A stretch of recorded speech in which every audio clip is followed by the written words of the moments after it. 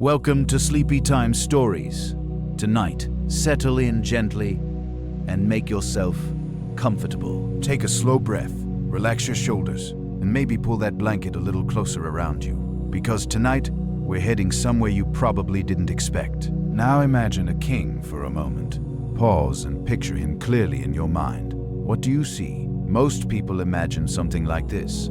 A tall and confident ruler, wrapped in rich velvet and shining gold. A carefully powdered white wig resting perfectly on his head. Rings glimmering across nearly every finger.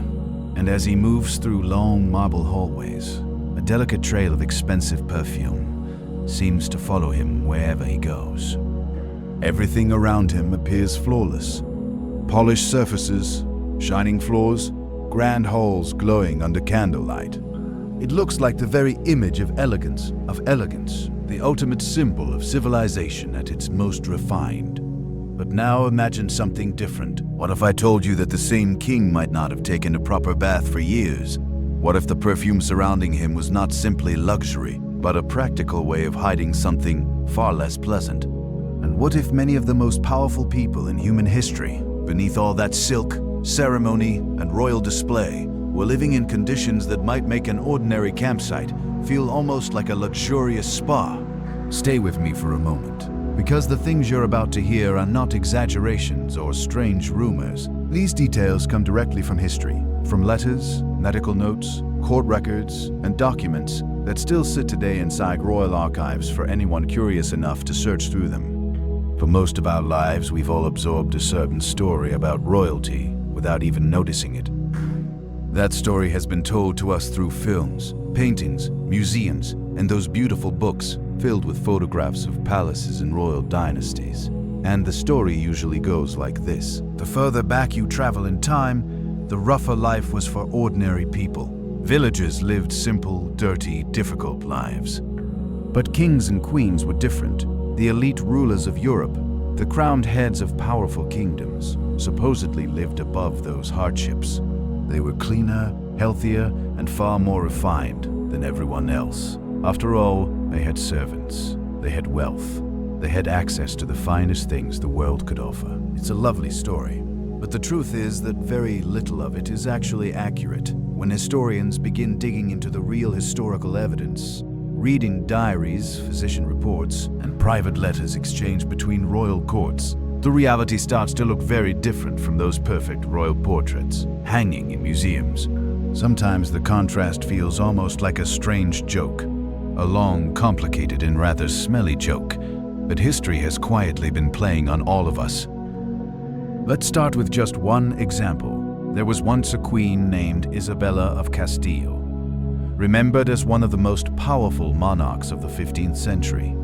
She helped unite Spain and famously supported the voyage of Christopher Columbus across the Atlantic. Historical accounts suggest that Queen Isabella proudly claimed more than once that she had bathed only twice in her entire life. Once when she was born, and once again shortly before her wedding day. Today that might sound shocking, even unbelievable. But in her own time, many people viewed this behavior very differently. Supporters described it as a sign of virtue and devotion. They believed she was so focused on faith and spiritual responsibilities that ordinary physical comforts, like bathing, simply did not concern her. In fact, she treated this idea almost like a badge of honor. And here is the fascinating part. No one in her royal court appeared to find this unusual. No advisor quietly suggested, "Your Majesty, perhaps another bath might be wise." Because within the belief system of that time, she wasn't seen as careless. She was seen as righteous. This is an important detail that many modern readers miss when they first hear stories about royal hygiene. From our modern perspective, these habits might seem like laziness, ignorance, or simple neglect. But when you step back and try to understand what people of that era genuinely believed about water, about the human body, and about disease, the situation begins to make a strange and unsettling kind of sense. And that's exactly what we're going to explore tonight. The idea of the perfectly clean royal court did not appear by accident. It was carefully built over centuries through art, storytelling, and royal propaganda. Think about the famous royal portraits you may have seen. Paintings of rulers like Elizabeth I, Louis XIV, or Catherine the Great. What do those portraits always have in common? The figures look flawless. Their skin appears smooth and luminous. Their clothing is elegant and untouched by wrinkles. Their surroundings look magnificent and perfectly arranged. But these paintings were not casual snapshots of daily life. They were carefully crafted political images, designed to project power, beauty, and authority. No painter who wished to keep his position or his head would dare paint a king looking tired, dirty, or unwashed. So for centuries, people have looked at those images and unconsciously accepted the message they were meant to send. We see the painting, and we believe the person must have looked exactly like that. But there was one detail those paintings could never show: the smell. And surprisingly, that detail matters quite a lot. Historical descriptions suggest that many European royal courts between the 12th and 18th centuries had a smell that visitors found extremely overwhelming. Foreign diplomats, especially. Visitors arriving from the Ottoman Empire left written accounts describing their shock when they entered European palaces. They expected to be amazed by architecture, wealth, and ceremony. Instead, what surprised them most was the odor. Some diplomats even wrote home, describing the experience of meeting European nobles as something that required a certain amount of mental preparation. Imagine that. Travelers who had crossed deserts, navigated unfamiliar lands, and encountered countless strange customs. Yet the thing that surprised them the most was the smell of European royalty. But this story is not simply about dirt or neglect. It's about something much deeper. It's about how powerful beliefs, even incorrect ones, can influence an entire civilization for centuries. For a very long time, many educated Europeans believed that bathing could actually be dangerous. This was not a strange theory shared by a few people. It was the mainstream medical opinion of the time. Doctors and scholars believed that water opened the pores of the skin, allowing dangerous illnesses to enter the body. They believed that hot steam weakened the body's balance and made people more vulnerable to diseases like plague and fever. And in a world where deadly outbreaks were common, these fears were not completely unreasonable. The Black Death, for example, had wiped out nearly 1/3 of Europe's population in the 14th century. People watched healthy neighbors suddenly fall ill and die within days. In such a frightening world, fear of disease shaped nearly every decision people made. So when a king avoided bathing, he did not believe he was doing something reckless. In his mind, and in the minds of his physicians, he was being careful. He believed he was protecting his health. This is one of those moments in history where it becomes difficult not to feel a little sympathy. These people were not foolish. They were living in a dangerous and uncertain world, doing their best with the knowledge available to them. The real tragedy was not their lack of knowledge. The tragedy was the consequences of those mistaken beliefs. And those consequences shaped nearly every corner of royal life, from the king's private chambers to the dining halls, and even the rooms where queens gave birth to their children. Tonight, we will explore all of those places. Tonight, we will explore all of those places. But before we continue, there is one final detail worth mentioning, because it reveals a surprising irony. In many cases, ordinary people in medieval Europe actually bathed more often than their kings and queens. Public bathhouses were common in many towns across Europe from around the 12th century onward. These bathhouses were social places where people gathered, talked, relaxed, and washed themselves. For many villagers, visiting the bathhouse once a week was simply part of normal life. Meanwhile, inside royal palaces, rulers followed a very different routine. Instead of bathing with water, they often cleaned themselves using scented linen cloths. They also changed their shirts frequently, sometimes obsessively, because people believed that fresh white linen placed against the skin would absorb impurities from the body. In this system, the shirt became the real cleaning tool. The more crisp, white linen garments you owned, the cleaner you were believed to be. Wealth was measured not by how often you bathed, but by how many fresh shirts you could change into. It may sound strange today, but within their world, the system had its own logic. And that is one of the most fascinating things about history. Every generation lives inside beliefs that seem perfectly reasonable at the time. Those beliefs shape how people live, how they care for their bodies, and how they organize their entire society. From the inside, those ideas feel obvious. Only much later do we begin to notice the cracks. Tonight, we're going to open those old palace doors one by one and explore those beliefs together. And it all begins with a simple question. Why were the royals of Europe so deeply afraid of water? Because the answer stretches much further back than the Middle Ages, reaching into ancient medical theories that influenced European thinking for nearly 2,000 years. And those ideas would end up shaping royal life more than almost any war ever could. So let's continue. A question lingered in the air. Why were the most powerful people in history so genuinely terrified of something as ordinary as water? To find the answer, we must travel nearly 2,000 years into the past, to a man regarded as the greatest medical mind of his age, a Greek physician named Galen of Pergamon. Galen was remarkable by any standard. He performed surgical procedures, centuries ahead of his time in Europe. He wrote relentlessly, filling countless scrolls with detailed observations and confident explanations. At the heart of his work was a system known as humorism, a theory about how the human body functioned. Its influence was so profound that it governed European medicine virtually, without challenge from roughly the 2nd century through the 17th, nearly 1,500 years. Consider that for a moment. One individual's idea about the human body outlasting entire civilization. Galen's theory proposed that the body was governed by 4 humors: blood, phlegm, yellow bile, and black bile. Good health meant these elements were perfectly balanced.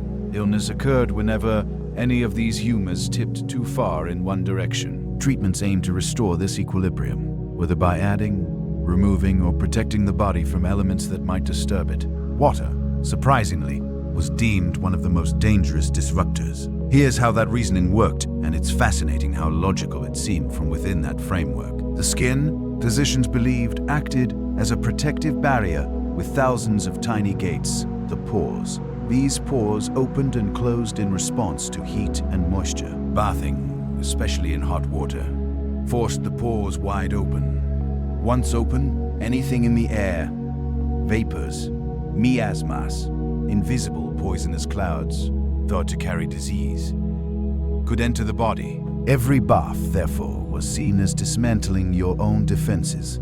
And this idea gained traction during one of humanity's deadliest health crises. In 1348, the Black Death swept through Europe at terrifying speed. Within a few years, roughly 30 to 60% of Europe's population perished. Cities emptied overnight, and families vanished. In a desperate search for causes, physicians targeted communal bathhouses, where people sat together in steamy, warm water, pores open wide. This is where disease enters, they claimed.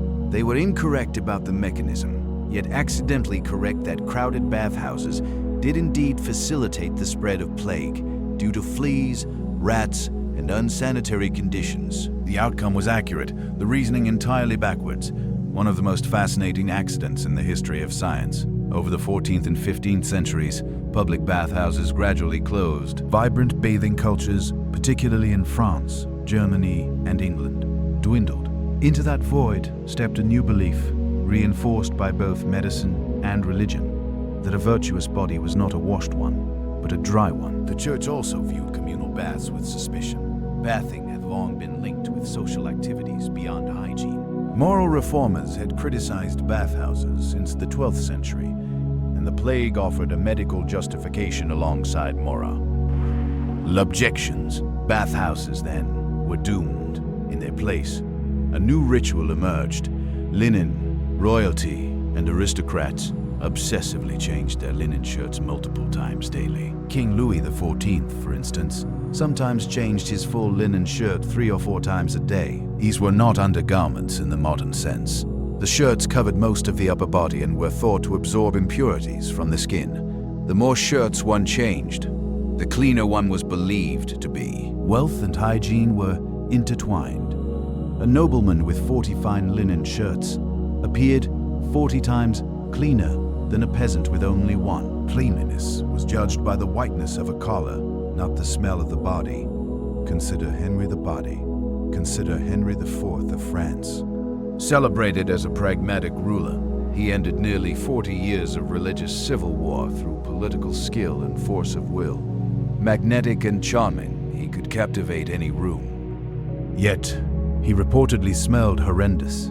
His letters referenced it, and his mistresses openly complained, a testament to how extreme it must have been, considering the power imbalance. His first wife, Margaret of Valois, reportedly refused to share a bed due to the odor. His second wife, Marie de Medici, upon meeting him after months of negotiations in 1600, was so overwhelmed she nearly fainted. Marie, raised in Florence with Renaissance attitudes toward bathing, was unprepared for the French court. Yet, she married him, became queen, bore 6 children, and navigated the brutal politics of the French court after his assassination. History shows people often simply carried on despite difficult circumstances. But this leads to another question. Was water always feared in Western civilization? Absolutely not. Romans, whose legacy medieval monarchs often invoked, were passionate bathers. At the empire's height, Rome alone had over 900 public bathhouses. Emperors like Augustus bathed daily, as did most successors. Bathing was communal, woven into civic life across the empire, from Britain to North Africa. So what changed? The fall of Rome brought the collapse of aqueducts and infrastructure that made public bathing possible. By the 5th and 6th centuries, as Roman systems crumbled, maintaining cleanliness became impractical. Theology and medicine stepped in to rationalize why this loss of habit was actually fine, even virtuous. Historians call this post hoc rationalization, losing the ability to do something and then creating a belief that explains why it was unnecessary in the first place. A deeply human pattern, though rarely on a civilizational scale. By the Renaissance, European scholars rediscovering Roman texts faced contradictions. Romans praised bathing, yet Galen's teachings warned against it. 15 centuries of fear, theology, and plague trauma had cemented a worldview. Physicians of the 16th and 17th centuries were not ignoring evidence. They inherited it, and royal patients followed their advice with blind faith, just as we often trust experts today. This leads to a sobering realization. If the most educated, wealthy, and well-advised people could spend centuries following beliefs that were actually harmful, what does that say about the ideas we hold as unquestionable today? And speaking of people confident in their knowledge yet catastrophically wrong, we now step into the royal palaces themselves, their daily routines, rooms, and the extraordinary roles of courtiers, whose responsibilities might surprise you. And that is exactly where our story continues. A position in the English royal court so intimate, so bizarre, and so genuinely powerful that grown noblemen competed fiercely for it. You will not believe what it was. All right, we ended on a cliffhanger, and I promised you something extraordinary. Tea. Here was a position in the English royal court, an official formal title that powerful men spent years scheming, networking, and outmaneuvering each other to obtain. Earls competed for it. Lords lobbied for it. Families considered it one of the greatest honors that could be bestowed upon them. It carried real influence, real access, real proximity to power. The job, to accompany the king to the toilet, not metaphorically, not ceremonially, in some abstract sense.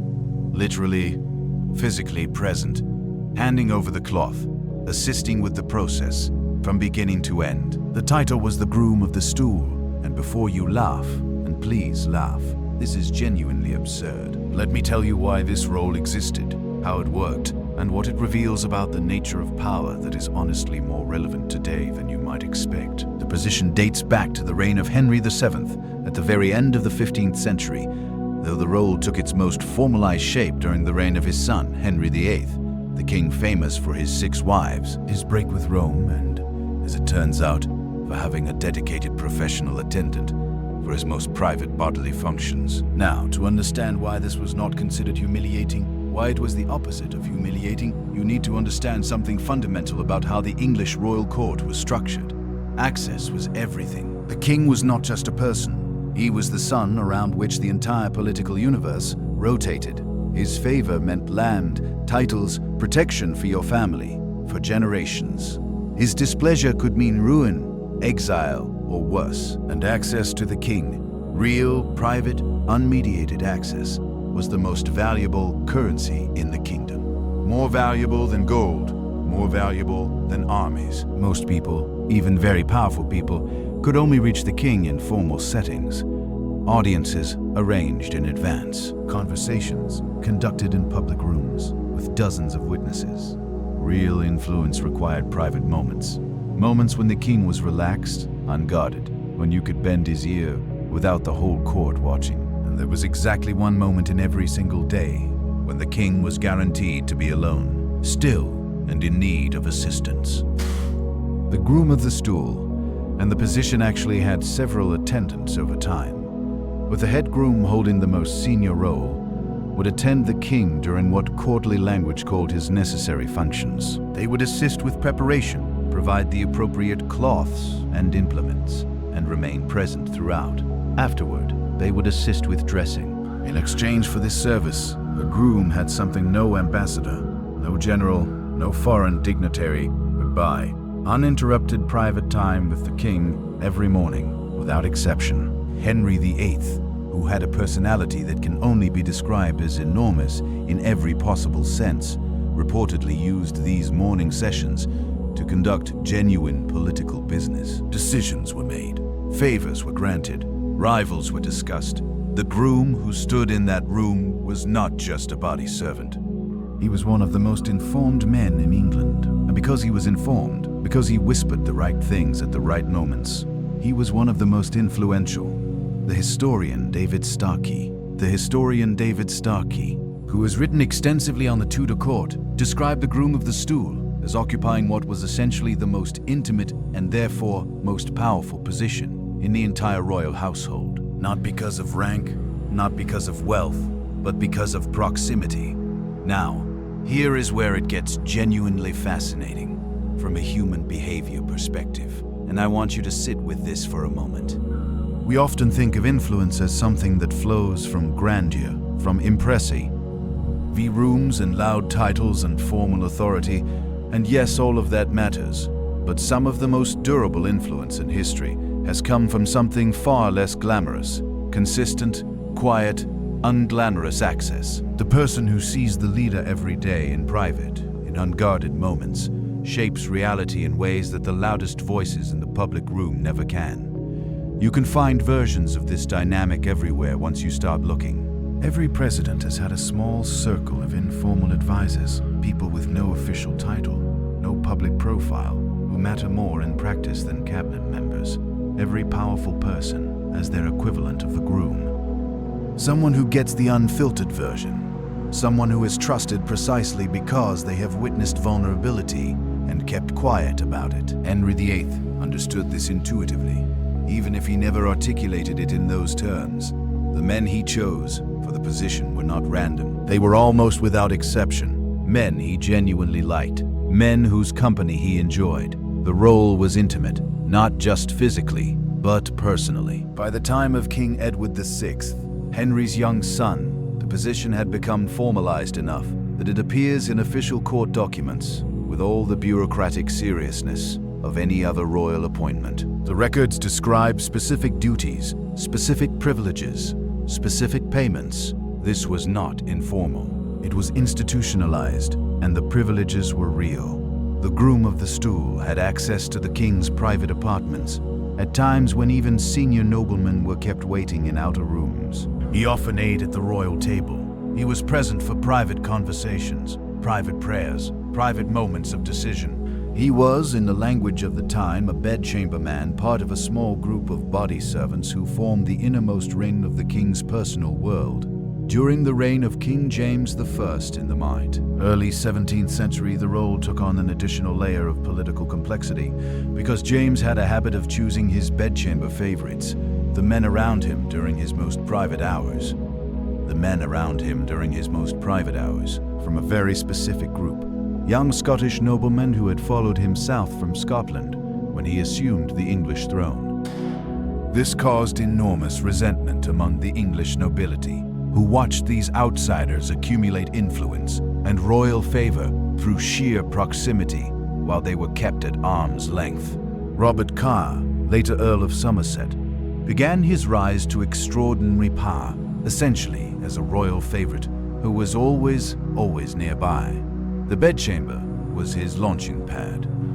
Now, and I have been building toward this, so bear with me. There is another dimension to this story that does not get discussed enough, and it has to do with what we can learn from the royal toilet about how people in this era actually thought about bodily health. The groom of the stool was not just a witness, he was, in a real sense, a medical monitor. Within the humoral framework we explored earlier, that belief system where the balance of the body's fluids determined health and sickness, the daily business of the body was taken as diagnostic information of the first importance. The color, consistency, and frequency of the king's bodily output were observed, noted, and reported to royal physicians as part of an ongoing assessment of his health. If the king's elimination seemed sluggish, that was a humoral imbalance requiring intervention. If something seemed wrong, the groom was expected to know about it and report it. He was effectively the first line of medical surveillance for the most important body in the kingdom. This is why the position carried such gravity.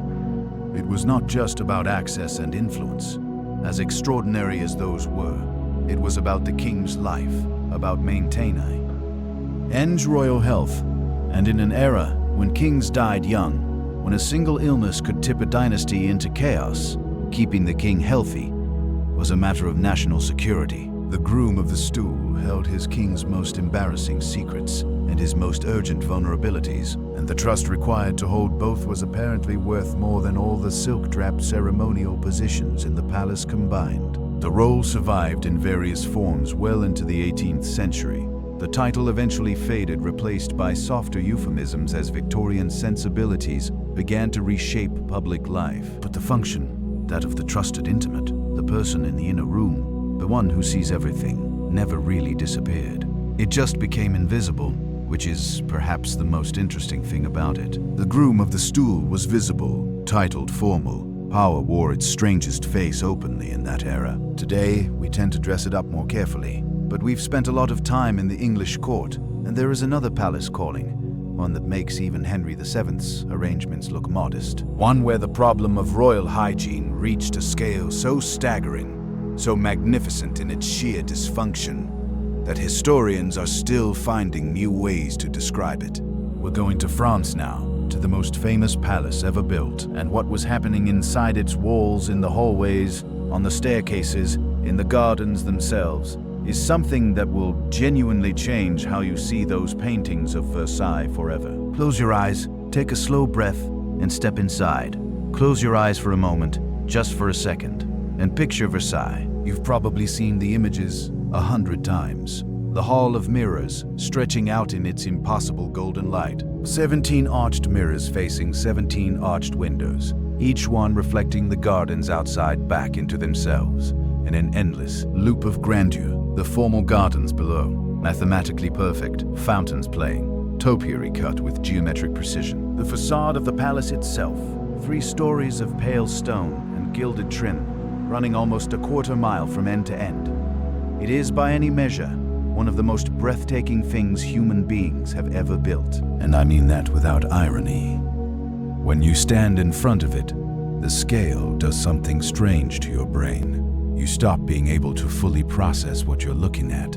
It does not feel like something people made. It feels like something that was always there, and the world simply grew up around it. Now hold that image, because I am about to tell you what it smelled like. The Palace of Versailles at its fullest. During the reign of King Louis XIV in the late 17th and early 18th centuries, housed somewhere between 10,000 and 20,000 people at any given time.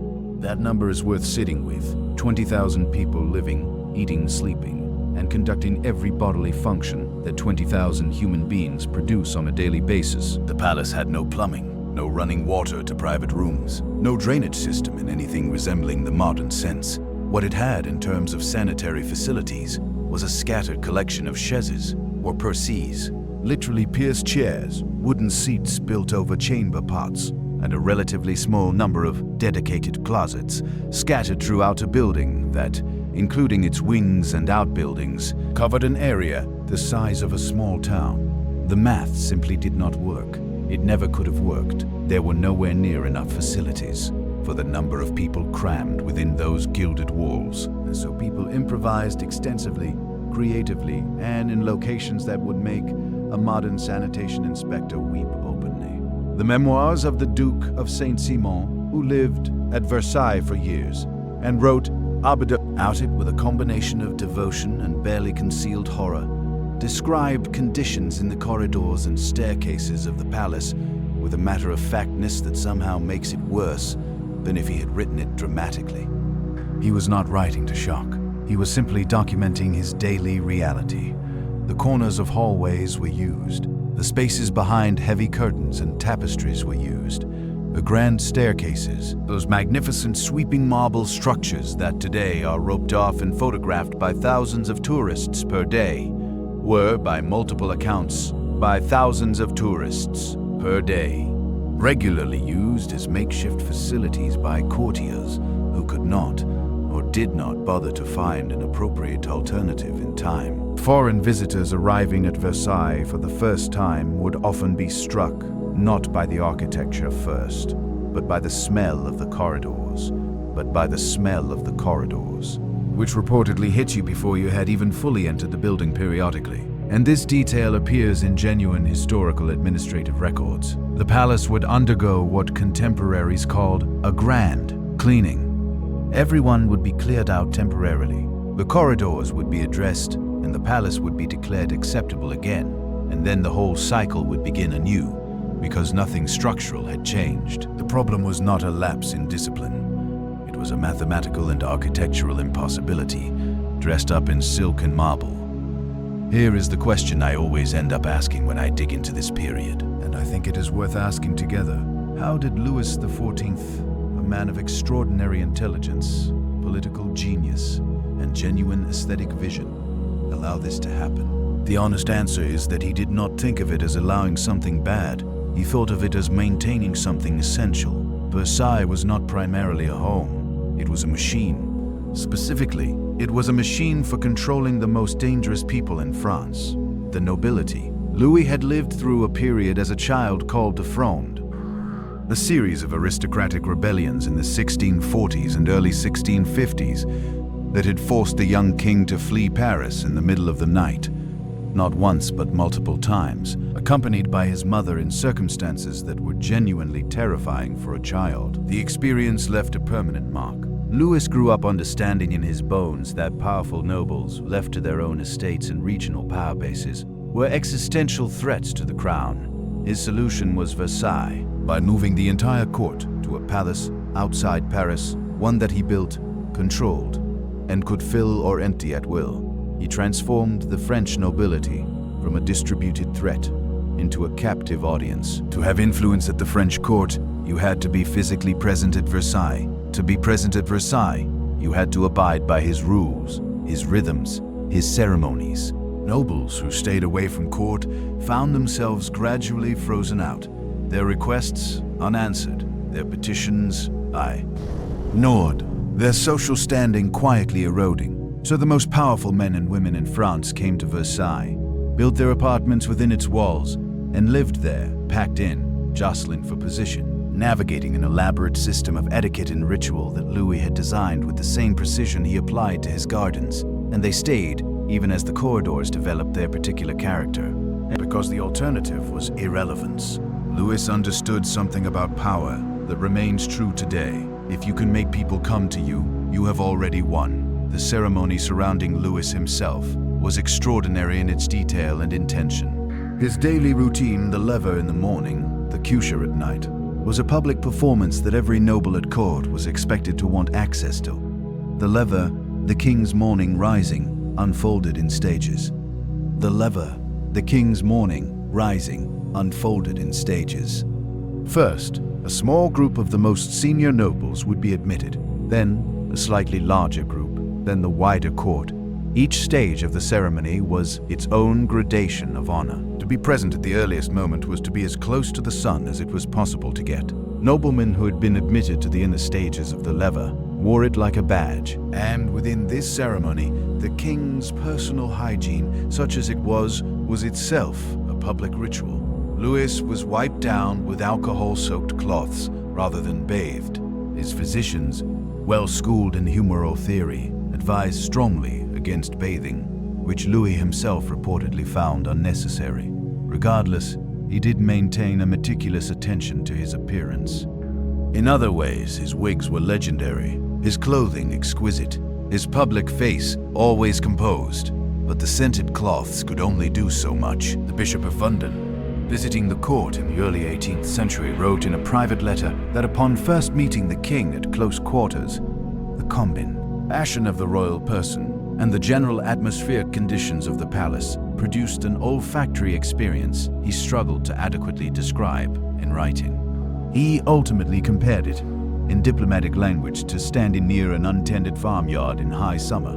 This was the Sun King, the most imitated monarch in European history, the man whose court became the template for aristocratic culture across the entire continent. The gardens of Versailles, those impossibly beautiful, geometrically perfect gardens that have graced 1,000 postcards, had their own particular problem. The fountains and pools and carefully sculpted hedges were in practice also serving as an overflow facility for the palace's unmanageable sanitation situation. The Grand Canal, that extraordinary 1-mile-long cruciform waterway stretching south from the palace, was simultaneously one of the most impressive feats of engineering of the 17th century, and during the warmer months, deeply unpleasant to be near. In 1715, the year Louis XIV died, an inventory of the palace's amenities was conducted. The findings regarding sanitary facilities were so inadequate for the scale of occupation that the document reads almost like a dark comedy. For a palace housing thousands of permanent residents and receiving thousands more visitors daily, the provisions were, by modern standards, essentially non-existent. When Louis XV inherited Versailles and attempted to make various improvements, including some rudimentary plumbing, the challenges involved were so significant that the project stretched across decades and was never fully resolved. When the revolution finally came in 1789, when the crowds marched from Paris to Versailles in October of that year, and the royal family was forced to leave forever, one of the things they left behind, among all the guilt and grandeur, was a hygiene problem that subside, and caretakers would spend over a century trying to address. There is something genuinely poignant in all of this. Versailles was built to make a statement, to declare to the world that France was the center of civilization, that Louis was its son, and that beauty and order could be imposed upon nature itself by sufficient will and genius. And in many ways it succeeded magnificently. The palace shaped European culture for a century. The French language, French fashion, French court etiquette became the global standard for refinement. And yet, underneath all that deliberate magnificence, the most basic human needs were going entirely unaddressed. The higher the ambition, sometimes the wider the gap between the performance and the reality. It is a gap that shows up in royal history, again and again.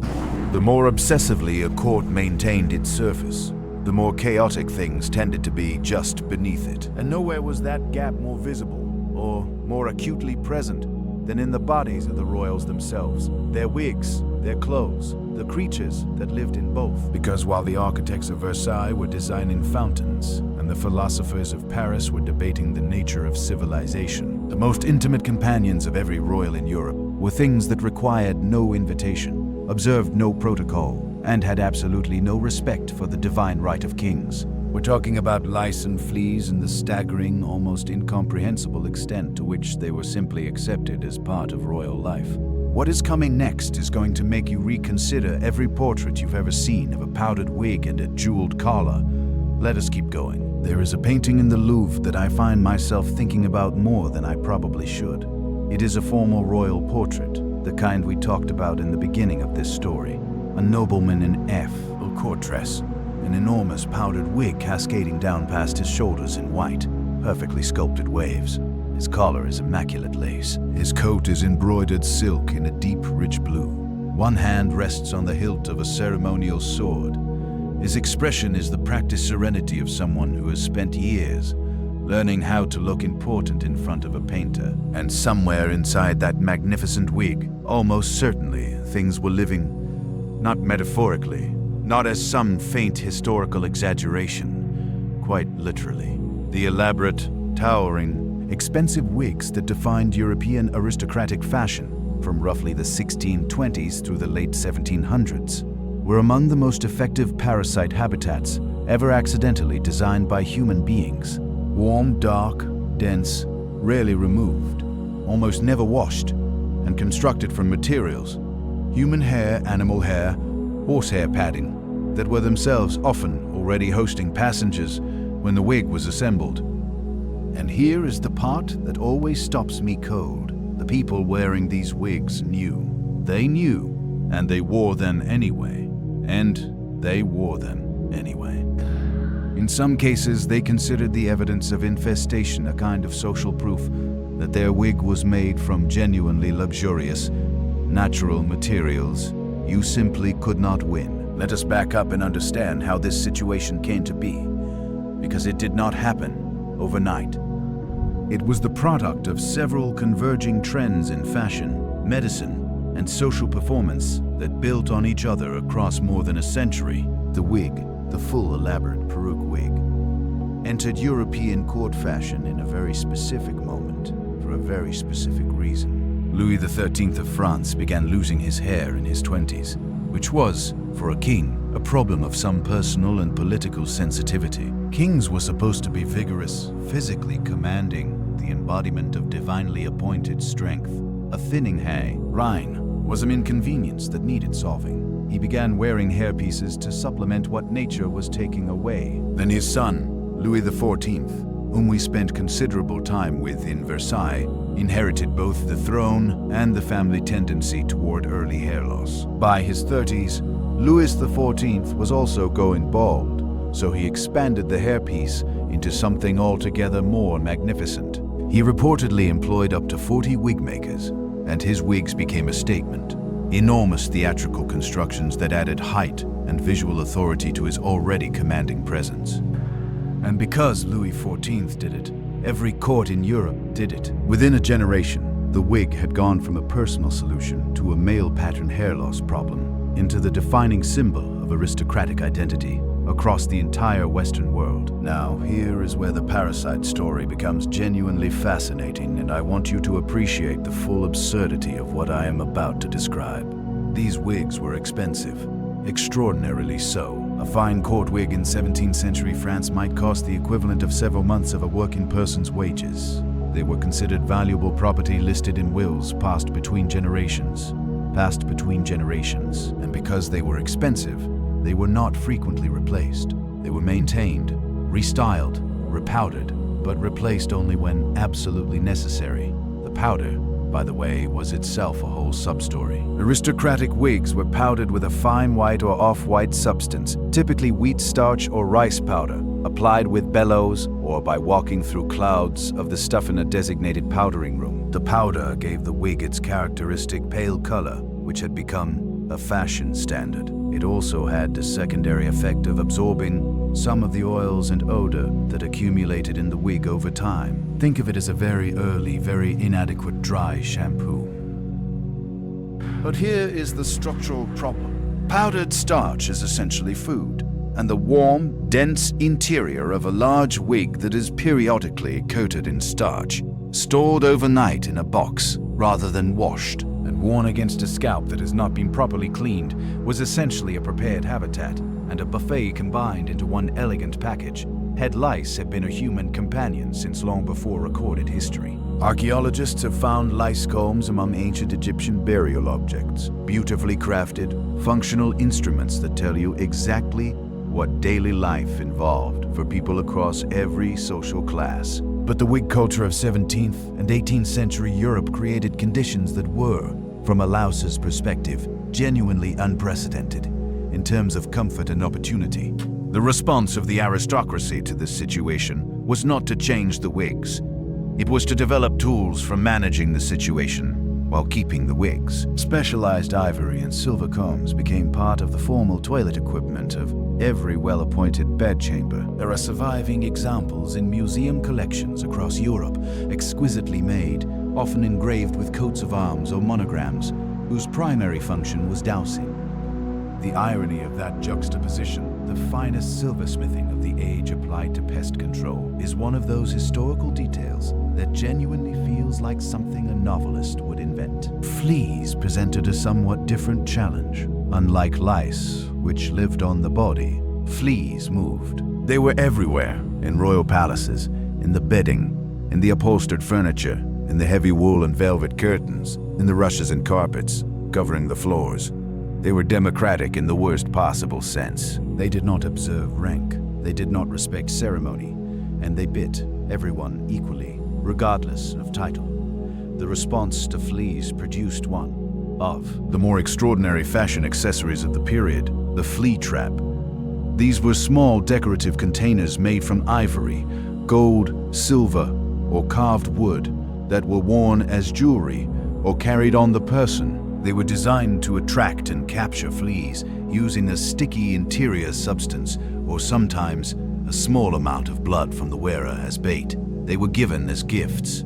They were commissioned from fine craftsmen alongside rings, brooches, and pendants. Think about that for a moment. The same jeweler who made your earrings also made your flea trap, and both items were considered perfectly appropriate gifts at the highest levels of European society. What I find most striking about this particular detail is not the object itself, but what its existence reveals about the ambient expectation of daily life. You did not make a beautiful object to address a problem you expected to go away. You made a beautiful object because you expected to live with the problem indefinitely. And if you had to live with it, it might as well look elegant. That is a very particular kind of resignation, dressed up in gold filigree. The fur trim that appeared on so much European aristocratic clothing had, in addition to its obvious warmth and luxury function, an additional practical purpose that is rarely mentioned in fashion history.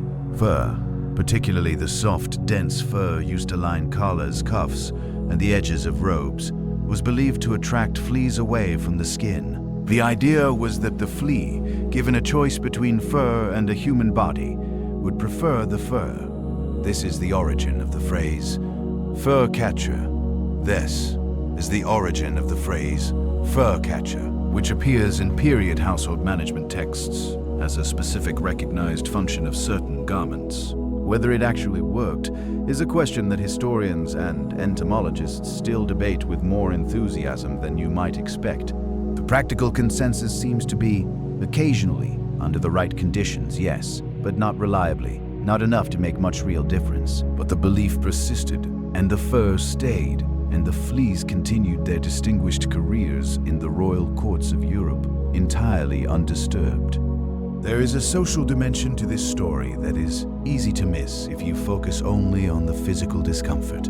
In the strict hierarchy of the royal court, even parasites had a kind of social coding. Head lice specifically, the evidence of their presence was occasionally interpreted in the popular imagination as a sign of healthy, vigorous hair and scalp.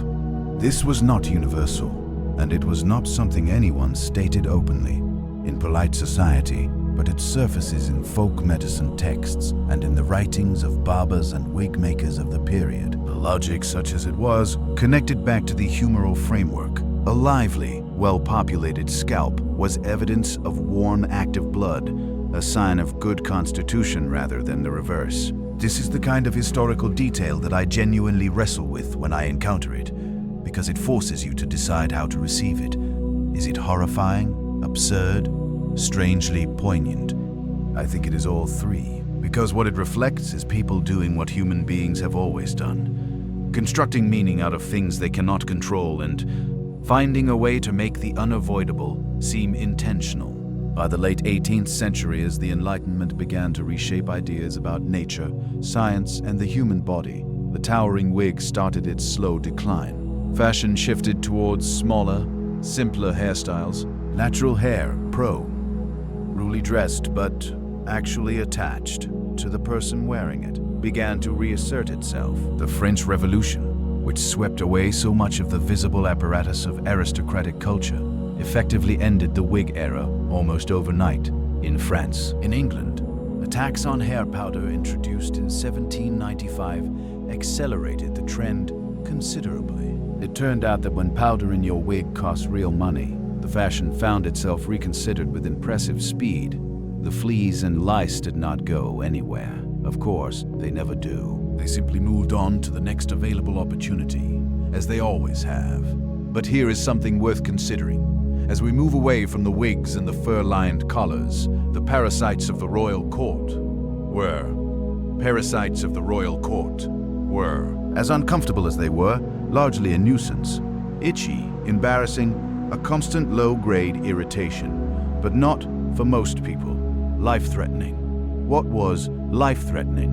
What was life-threatening? What was quietly and consistently cutting royal lives short in ways that contemporary physicians could not explain, and modern medicine would find straightforwardly preventable, was something much closer to home, much closer, in fact, than any wig or flea trap. It was the royal mouth, the royal teeth, and the extraordinary, almost willful embrace of a substance that the English court knew was causing visible, documented, irreversible damage, and could not bring itself to give up. Because in the 16th and 17th centuries, there was something that only the very wealthy could afford, something that signaled status, luxury, and access to global trade routes, something that rotted the teeth of queens and kings while they smiled their blackened smiles and considered themselves the envy of the world. Sugar. And the story of what sugar did to the royal mouth, starting with one of England's most famous queens, is one of the most fascinating and quietly heartbreaking chapters in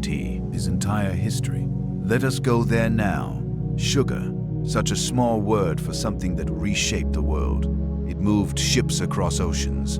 It built and destroyed empires. It gave rise to one of the darkest chapters in human history, the Atlantic slave trade, because the demand for it was so insatiable that entire economies were constructed around the labor required to grow it. It flavored the food of the wealthy, sweetened the wine of kings, and became by the 16th century the ultimate symbol of prosperity and global reach. It also systematically destroyed the teeth of every royal who could afford to eat it in quantity. And here is the part that makes this story so genuinely strange. For a period of roughly 2 centuries in England, blackened teeth were not considered a sign of neglect or poverty. They were considered, in certain social circles, something close to a status symbol because black teeth meant you had enough sugar to ruin them. And sugar, for most of the medieval and early modern period, was more valuable by weight than most spices imported from thousands of miles away, available only to those with considerable wealth and connections. The poor had bad teeth too, of course, but for different reasons. The poor's teeth were worn down by grit in their bread and damaged by a hard, rough diet. The rich teeth were rotted from the inside out by something that tasted extraordinary and that they would not give up. The clearest, most famous illustration of this sits in the portraits and the contemporary accounts surrounding Queen Elizabeth I of England. Elizabeth I ruled England for 45 years, from 1558 until her death in 1658, and is by any measure one of the most formidable monarchs in European history. She navigated a court of ruthless men who believed, with sincere conviction, that a woman was constitutionally unfit to rule. She survived plots, assassination attempts, and the weight of being the last Tudor. She presided over a cultural flowering, Shakespeare, Marlowe, the flowering of English poetry and music that we still study and celebrate today. She also had, by her later years, a mouth that foreign ambassadors wrote home about with barely disguised alarm. Paul Hentzner, a German traveler who visited the English court in 1598 and was granted an audience with the Queen, left a written account of his observations. He described her as still majestic, still commanding in presence, still entirely recognizable as a great ruler. He also noted, with the careful diplomatic phrasing of someone who wanted to be accurate without being impolite, that her teeth were black. Multiple other visitors from continental Europe, particularly those from courts with different dietary habits, made similar observations throughout the later years of her reign. Elizabeth was known to consume extraordinary quantities of sweetened foods. Marchpane, what we would call marzipan today, was practically a personal obsession. Candied fruits, sugar-encrusted pastries, sweetened wines, these were the foods of celebration, of wealth, of sophistication, and they were doing visible, irreversible damage to her teeth from middle age onward. Her response, as age progressed and the pain became harder to ignore, was extraction. Over the years, Elizabeth had multiple teeth pulled, a procedure performed without anything resembling effective pain relief, using instruments that would make a modern dentist physically uncomfortable to look at. When the gaps in her smile became noticeable enough to affect her public appearance, she patted her cheeks with cloth to fill them out during formal appearances and audiences. Think about that image for a moment. One of the most powerful rulers in the world, stuffing cloth in her mouth before receiving ambassador wrasse, because decades of sugar had taken what it came for. Now, to be fair to Elizabeth, and I think she deserves fairness here, because she's often reduced to a single dramatic portrait rather than treated as a full human being. She was not unusual in any of this. She was entirely typical of her class in her era. The English court's relationship with sugar was not individual weakness, it was cultural immersion. What makes the English case particularly vivid is the timeline. Sugar became significantly more available in England during the Tudor period, as trade routes expanded and prices began, very slowly, to come down from their medieval heights. But it remained expensive enough through most of the 16th century that heavy sugar consumption was still largely confined to the nobility and the wealthy merchant class. The result was a visible stratification of dental health that ran almost perfectly along economic lines. A physician writing in the early 17th century made an observation that historians still find striking for its accidental clarity. He noted that the teeth of the English poor were, on the whole, in better condition than the teeth of the English wealthy. He attributed this to the poor's lack of access to sugar. He was correct in his observation and his conclusion, even if he was probably not thinking of it in those terms. He had, without quite meaning to, identified the first documented case of a luxury product causing worse health outcomes in the people who could most afford it. It would not be the last. The actual practice of dental care in the royal courts of medieval and early modern Europe is something that genuinely tests the limits of the imagination. Teeth were cleaned, when they were cleaned at all, with cloth, sometimes with salt or chalk powder, rubbed onto the surfaces. The concept of a soft, bristled brush for regular cleaning did not reach land until the late 17th century, when it was brought from China, where something resembling the toothbrush had existed since approximately the 9th century. Before that, the options were limited and largely ineffective against a diet swimming in refined sugar. Tooth pain was addressed with a combination of herbal remedies, prayer, and when things became truly dire, extraction. The people performing extractions were not, for most of this period, anything resembling trained dental specialists. They were barber surgeons, the same practitioners who cut hair, treated wounds, and performed basic surgical procedures, all in the same shop, often with the same instruments. The combination of services offered by a barber surgeon of the 14th or 15th century would strike a modern licensing board as somewhere between alarming and criminal. But within the understanding of the era, it made a certain unified sense. All of these tasks involved working with the body, and all of them required sharp implements and a steady hand. Extraction was performed without general anesthesia, which did not exist. Local anesthesia, as we understand it, was centuries away. What existed were various herbal compounds, some containing ingredients we would recognize today as having mild numbing properties, applied to the gum before the procedure. Their effectiveness was, to put it generously, inconsistent. A royal extraction was a formal medical event attended by multiple physicians, performed on a patient who had every reason to be terrified and very limited reason to trust that the outcome would be good. The mortality risk from post-extraction infection was real. Abscesses following dental work killed people with depressing regularity. The mouth is very close to the brain. And in an era before antibiotics, a dental infection that was not properly resolved had a disturbing tendency to resolve itself in the worst possible way. King James I, the same king we met briefly in the context of the bedchamber politics, reportedly had such severe dental disease by his middle years that contemporaries who saw him eat described the experience as difficult to watch. His teeth were largely gone, his gums were in poor condition, and the mechanical process of consuming food had become a genuine challenge. Courtiers learned to look away during meals, which, in a court culture built around communal dining as a form of political theater, was itself a significant diplomatic feat.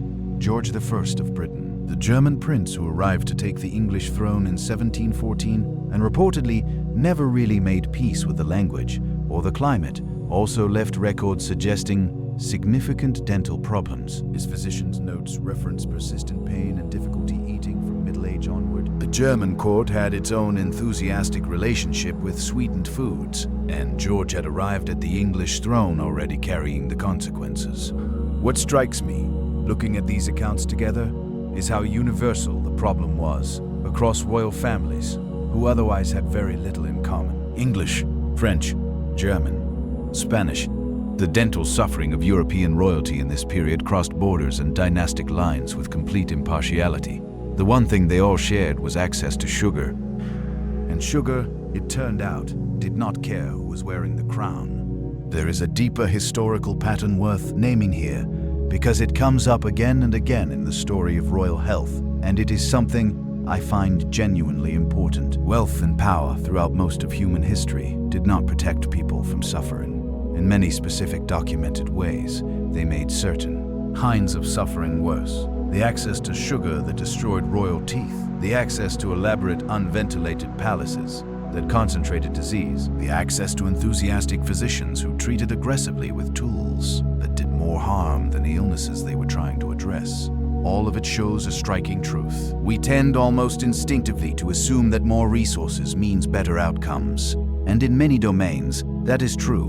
But in the specific fragile domain of the human body, navigating an era of pre-scientific medicine, having more money often meant having more confident doctors, applying more dramatic interventions more expensively, with results that sometimes actively accelerated the problem. Which brings us in a way that I think you will find deeply unsettling, to the royal bedroom itself, not as a place of rest, though it was supposed to be that, but as a place where the very act of sleeping in the beds that royalty slept in, surrounded by the materials that lined those beds, was itself a kind of ongoing health challenge.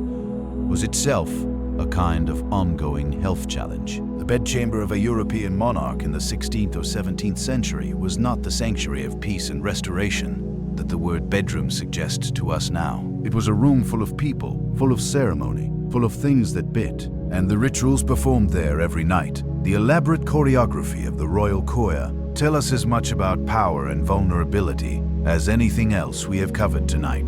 The bedroom is waiting, and what happened there once the candles were snuffed and the last courtier had bowed himself out is a story all its own. Imagine you are exhausted, not tired in the way that a busy Tuesday makes you tired. Genuinely, deeply exhausted, the kind that sits in your bones, that drags through your limbs, that whispers in your ears, that you cannot even keep your eyelids open anymore. Bones aching after weeks of audiences, ceremonies, diplomatic correspondence, and the relentless performance of being the most watched person in the kingdom. All you want is to lie down, to close your eyes in a quiet room, to be for a few hours simply a person in a bed rather than the center of an entire civilization's political universe. Now imagine that going to bed involves approximately 45 minutes of elaborate ceremony, the presence of between 10 and 30 courtiers, depending on your rank in the night's particular schedule. The careful choreography of who hands you which garment in which order, and the knowledge that the specific moment at which each person in the room is permitted to approach you is a matter of fierce political significance, something grown men have been known to argue about with genuine fury. This was the royal coucher, the ceremonial bedding of the King of France, and somehow this is the part that always gets me. It was considered a profound honor to be part of it. The lever and the couch, the ritual rising in the morning and the ritual going to bed at night were among the most meticulously orchestrated events in the daily life of the French royal court, particularly during the reign of Louis XIV. We touched briefly on the lever earlier, but the full picture of what these ceremonies involved and what they reveal about the relationship between the royal body and political power deserves its own careful attention. The cusher began each evening At a set time announced by the royal schedule and anticipated by the court, it unfolded in stages, each stage defined by who was permitted to enter the king's bedchamber. First came the grand entries, the highest-ranking nobles, those with unrestricted access to the king's most private spaces. Then the premier's entrée, a slightly broader group, then the entrée de la chambre, and so on, through several layers of graduated proximity. Each rank had its corresponding privilege. The right to hand the king his nightshirt, the right to hold the candlestick, the right to draw back the bed curtain. These were not symbolic gestures in the minds of the people performing them. They were real tokens of real favor, and their allocation was managed with the same seriousness that today's governments apply to cabinet appointments. The king's actual nightshirt, the garment he would sleep in, was handled by the most senior noble present. It was warmed, presented on a particular side, put on in a precise sequence. The order of operations was recorded. Deviations were noted. If a duke who normally held the right to perform a specific part of the ceremony was absent, a careful determination had to be made about who was next in line to do it. Because the alternative, simply letting a lesser man perform an action that belonged by tradition to a higher one, was not acceptable, not even at bedtime, not even when everyone involved was probably exhausted. Now, this might all sound like the kind of arcane historical detail that only specialists care about, but I want to push back on that, because the lever and cachet system reveals something genuinely profound about how power works and how fragile it actually is. Louis XIV understood, perhaps better than any ruler before or since, that power is not simply a matter of armies and laws. Those are its instruments. Its foundation is something more psychological. The constant, daily, visible performance of being inevitable, of being the person around whom everything else organizes itself, of having the world arrange itself in relation to your body, your schedule, your needs. Every morning when the court gathered to watch the king dress, Louis was not just putting on clothes, he was renewing a contract, a daily, physically witnessed contract with everyone in the room. The message being transmitted through every carefully choreographed gesture was, this is how things are, this is the center, this is the center, this is what matters. And the people in the room received that message. They had come to Versailles, packed into its crowded apartments, navigated its complicated politics, partly because they genuinely believed it. The ceremony worked because everyone, including Louis himself, was performing and consuming the performance simultaneously. It is a dynamic you can find in less elaborate form. In any organization with a dominant central figure, the boss who holds court in their office while everyone waits outside, the CEO whose schedule determines everyone else's, power expressing itself through the arrangement of bodies in space, through who waits and who is summoned, through the precise calibration of access. Louis did it with a nightshirt ceremony. Others do it with meeting invitations. The principle is the same, but here's the part the paintings do not show you. The part that was happening in that royal bed, once the last courtier had bowed out and the candles were snuffed. The royal bed, by the standards of the time, was an extraordinary object. The bed of Louis XIV at Versailles was a magnificent construction. Gilded frame, elaborate carved headboard, hangings of embroidered silk, labor that alone represented months, if not years, of skilled craftsmanship. It was one of the most expensive objects in one of the most expensive buildings in the world. It was also almost certainly home to bedbugs. This is not an exaggeration or a dramatic flourish. Bedbugs, small, flat, rust-colored insects that feed on human blood, hide in the seams of mattresses, the cracks of bed frames, the folds of fabric. They were among the most persistent and universal domestic pests of the pre-industrial world. They are extraordinarily difficult to eradicate, even with modern chemical tools. Without those tools, in a building where mattresses were stuffed with feathers or wool and almost never fully replaced, or the elaborate fabric hangings of a royal bed created thousands of hiding places and were never subjected to anything resembling sanitizing heat, the question was not whether bedbugs were present. The question was, how many? Period. Household management texts treat bedbugs not as an exceptional problem, but as a baseline condition of life, one to be managed through various remedies, none fully effective. The recommended treatments included fumigation with sulfur, plant-based applications to bed frames, and the strategic use of walnut wood in bed construction, believed to discourage insects with its natural oils. The palace staff performed what they called a warming of the bed before the king retired, passing a long-handled pan of hot coals between the sheets to theoretically dislodge or kill anything present. This was a genuine documented practice. Its actual effectiveness against a well-established bedbug population was, shall we say, aspirational. Meanwhile, the mattresses themselves were changed with a frequency that would make a modern hotel manager deeply uncomfortable. Outer linens were changed with reasonable regularity, while the mattresses and their stuffing persisted far longer in continuous use, with various patches and restuffings, but no fundamental replacement, sometimes for years. And then there is the matter of what was happening in the bed beyond sleep. The royal bedchamber was not simply a place of rest in the French court. It was a site of political negotiation, private audience, intimate conversation, and the management of relationships that could not be conducted in public. The king's mistresses, a recognized institutionalized category of person in the French court structure, conducted significant parts of their relationship with the king in the context of bedchamber access.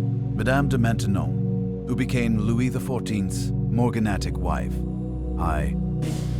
and his later years was powerful not despite her association with the royal bedroom, but in large part because of it. The bedchamber was where guards were down, where the official performance of kinship could be briefly suspended, where a person who had genuine access to the human being behind the crown could exercise a form of influence that no amount of public ceremony could replicate. Does any of this feel familiar? It should, because the dynamic of private access as political currency, the idea that the person who is present in the unguarded moment holds a particular kind of power, is skill roused, is as old as power itself, and as present in modern institutions as it was in the gilded bedchambers of 17th century France. What strikes me sitting with all of this is how the royal bedroom managed to be simultaneously the most intimate and the most political space in the entire court, the place where the body was most vulnerable to insects, to cold, to the general unhealthiness of the sleeping environment, was also the place where the king was most powerful in terms of the relationships he could cultivate and the decisions he could make away from official eyes. Privacy and power in the royal court were not opposites. They were the same thing, wearing different faces depending on the hour. The bed itself, as an object, as a symbol, as a physical space, was charged with meaning that went far beyond its practical function. And the fact that it was also, in practice, one of the less healthy environments in the palace is one of those ironies that history seems to arrange with deadpan humor. The grandest bed in the grandest room in the grandest palace in the world, housing the most powerful person alive, and the bugs did not care even slightly. There is something almost philosophical in that. If you are in the right frame of mind, the body, in the end, is just a body. It itches and aches and requires sleep, regardless of the title attached to it. The most elaborately performed power in human history could not change that. And the harder the court tried to construct an image of the king as elevated above ordinary human limits, untouchable, divine, beyond the concerns of common flesh, the more insistently the flesh asserted itself. In the dental pain, in the parasites, in the bedbug-inhabited mattress underneath 200 pounds of gilded frame. Which brings us to the one place in the palace where the performance of elevated status met the needs of the body with the most deliberate intention. The perfume, the scented cloths, the aromatic gardens, the small bottles carried everywhere by everyone who could afford them. These were not decoration. They were not vanity, at least not entirely. They were, in the most practical sense, the royal court's best available answer to a question that was never supposed to be asked out loud. And the answer to that question has a history far older and far stranger than the French court ever imagined. Let us go find it. Before we go any further, let me ask you something. Think about the last time you walked through the fragrance section of a department store. That dense, overlapping cloud of scents. 100 different scents competing for your attention from every direction. Bottles designed like small sculptures. Names like Midnight Garden, Eternal Muse, Leviest Bell.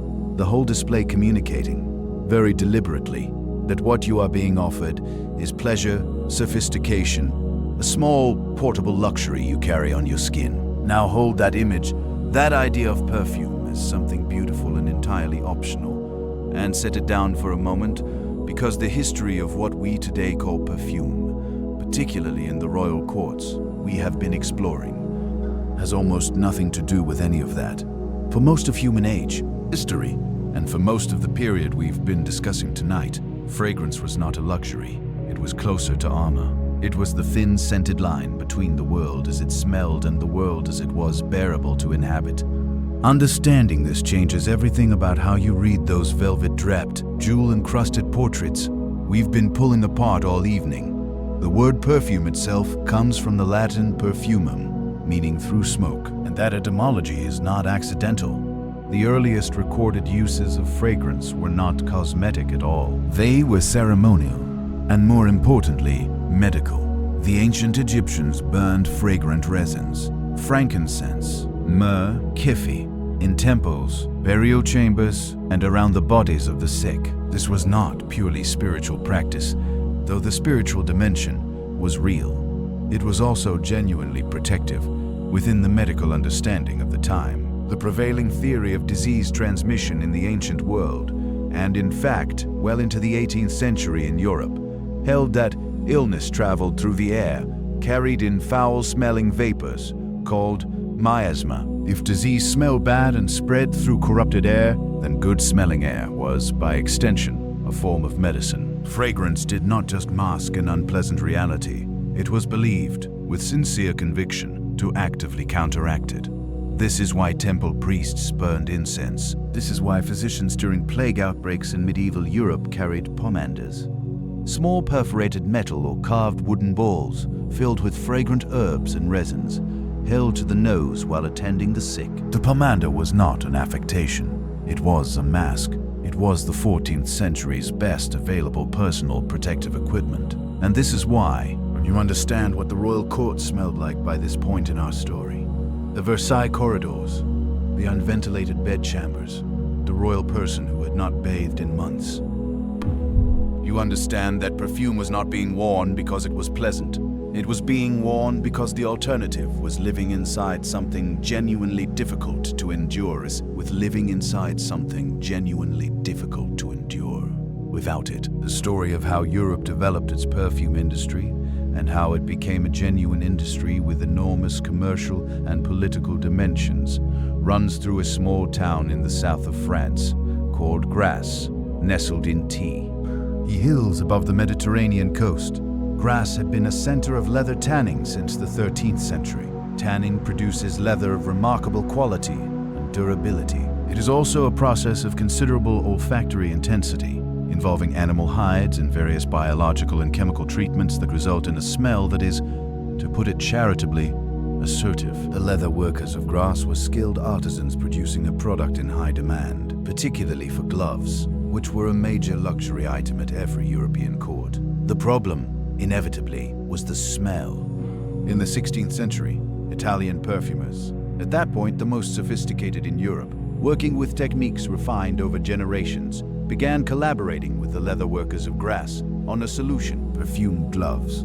Gloves made from the finest leather, treated and scented with fragrant oils, so that wearing them was not just a tactile, but an aromatic experience.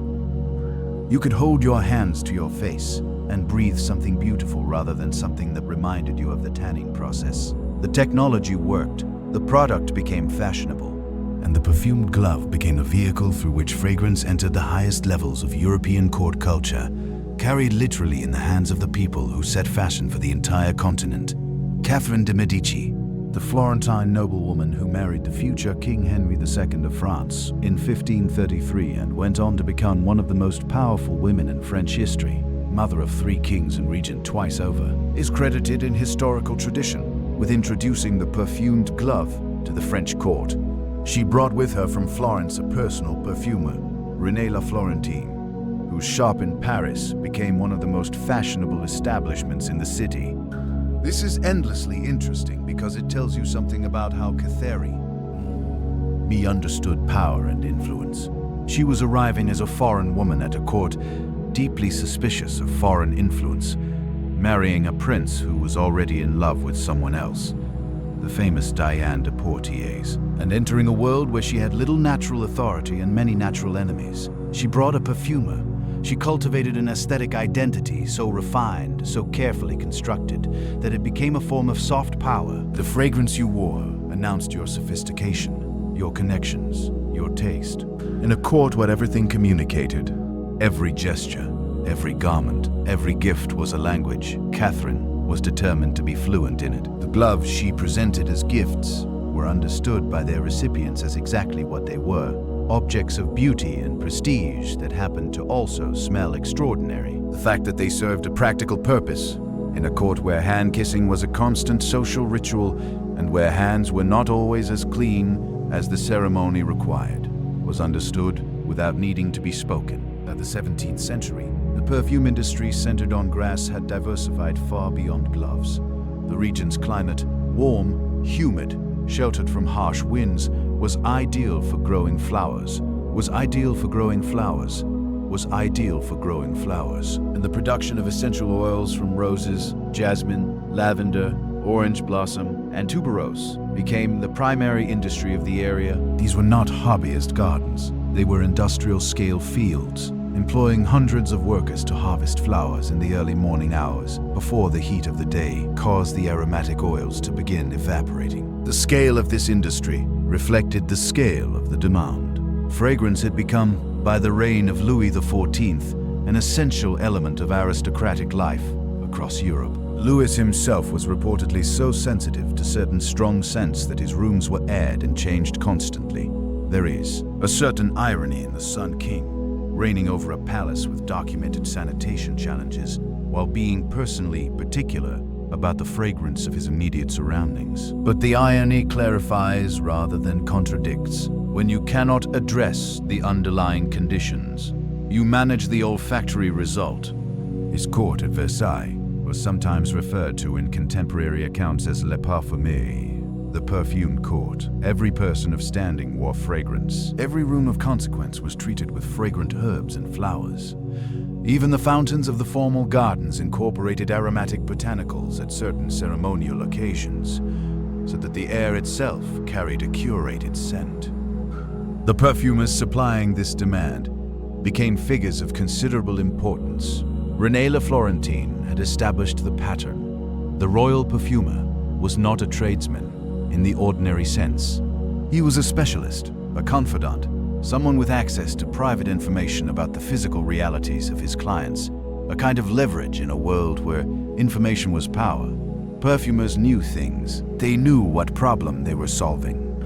There is a medical dimension to this story that deserves specific attention because it connects directly to the miasma theory we explored earlier and to the practical reality of life in a pre-germ theory world. The belief that certain fragrant substances had genuine protective properties against disease was not merely superstition. Some of it had an accidental basis in reality. Lavender, rosemary, and certain other aromatic plants contain compounds with genuine antimicrobial properties. The fumigation of sick rooms with burning herbs was not entirely without effect, even if the effect was far smaller than practitioners believed. Wearing fragrant botanicals near the body sewn into clothing, carried in pomanders, applied to the skin, had the secondary benefit of discouraging some insects, including some of the very fleas and lice we spent time with in the last section. The miasma theory was wrong in its mechanism. Disease did not travel through bad smells, but the behavioral response it generated. Surrounding yourself with fragrance, fumigating spaces regularly, carrying aromatic protection close to the body, had enough incidental overlap with genuinely useful hygiene practices that it occasionally did real good for reasons its practitioners did not correctly understand. History is full of this. Right conclusion, wrong explanation. Right behavior, wrong theory. Nowhere in the history of royal hygiene is this pattern more visible than in the world of fragrance, where people were doing something genuinely useful masking sources of infection, discouraging insects, creating environments that were slightly less hospitable to disease, all while believing they were doing something entirely different. There is one more thread worth pulling before we move forward. The perfume industry's growth was inseparable from the colonial economy. The exotic ingredients that made European fragrances distinctive: ambergris from the Atlantic, civet from Africa, musk from Central Asian deer, sandalwood from India, vanilla from the Americas, required global trade networks, and often the violent reorganization of distant lands around European appetites. The scent on a courtier's glove at Versailles had a long, complicated history, embedded in it when you understand that the small bottle on the dressing table becomes something considerably more than decoration. But here is what none of the perfume could do. For all its sophistication, reach, and careful chemistry, it could not protect the queens who were about to give birth. It could not sterilize the hands of the physicians who attended them. It could not prevent the infections that traveled, invisible and misunderstood, from examining hand to open womb to bloodstream, to fever, to death, killing royal women at the moment of their greatest vulnerability, for reasons that the best medical minds of several centuries could not identify and would not accept, even when someone eventually showed them the answer. Many of them, and how predictably, and how unnecessarily. This is one of the darkest and most instructive chapters in all of medical history. And the man who figured it out, who proved what was happening and presented the evidence clearly and compellingly, was laughed at, dismissed, and died in an institution before anyone listened to him. His name was Ignaz Semmelweis, and what happened to him should make all of us deeply uncomfortable about our own certainties. Let us meet him now. Ignaz Philipp Semmelweis was a Hungarian physician working in Vienna in the 1840s, who discovered something so simple, so demonstrably correct, and so thoroughly threatening to the established medical order that his colleagues chose to destroy his reputation rather than accept what he was showing them. He discovered that doctors were killing their patients, not through malice, not through incompetence in the conventional sense, but through something so ordinary, so embedded in daily medical routine, that pointing it out felt to many of his colleagues like a personal attack, an accusation, an insult to men of science and standing. He discovered that if doctors washed their hands before delivering babies, the mothers lived. If they did not, the mothers died, at rates that, once you see the numbers, are genuinely difficult to look at without feeling something shift in your chest. To understand what Semmelweis was dealing with, we need to go back far enough to understand the scale of the problem he was trying to solve. Childbed fever, purple fever in the medical language of the time, was an infection of the uterus and bloodstream that set in, typically, in the days following childbirth. The symptoms moved fast: fever, chills, pain, then rapid deterioration that, in the pre-antibiotic world, almost always had only one ending. This disease killed women in enormous numbers across European history. The poor, the middle class, the wealthy. It did not discriminate by social rank, but it did discriminate in a cruel and specific way that took decades for anyone to correctly analyze. It killed women in hospitals at dramatically higher rates than women who gave birth at home. Think about what that means.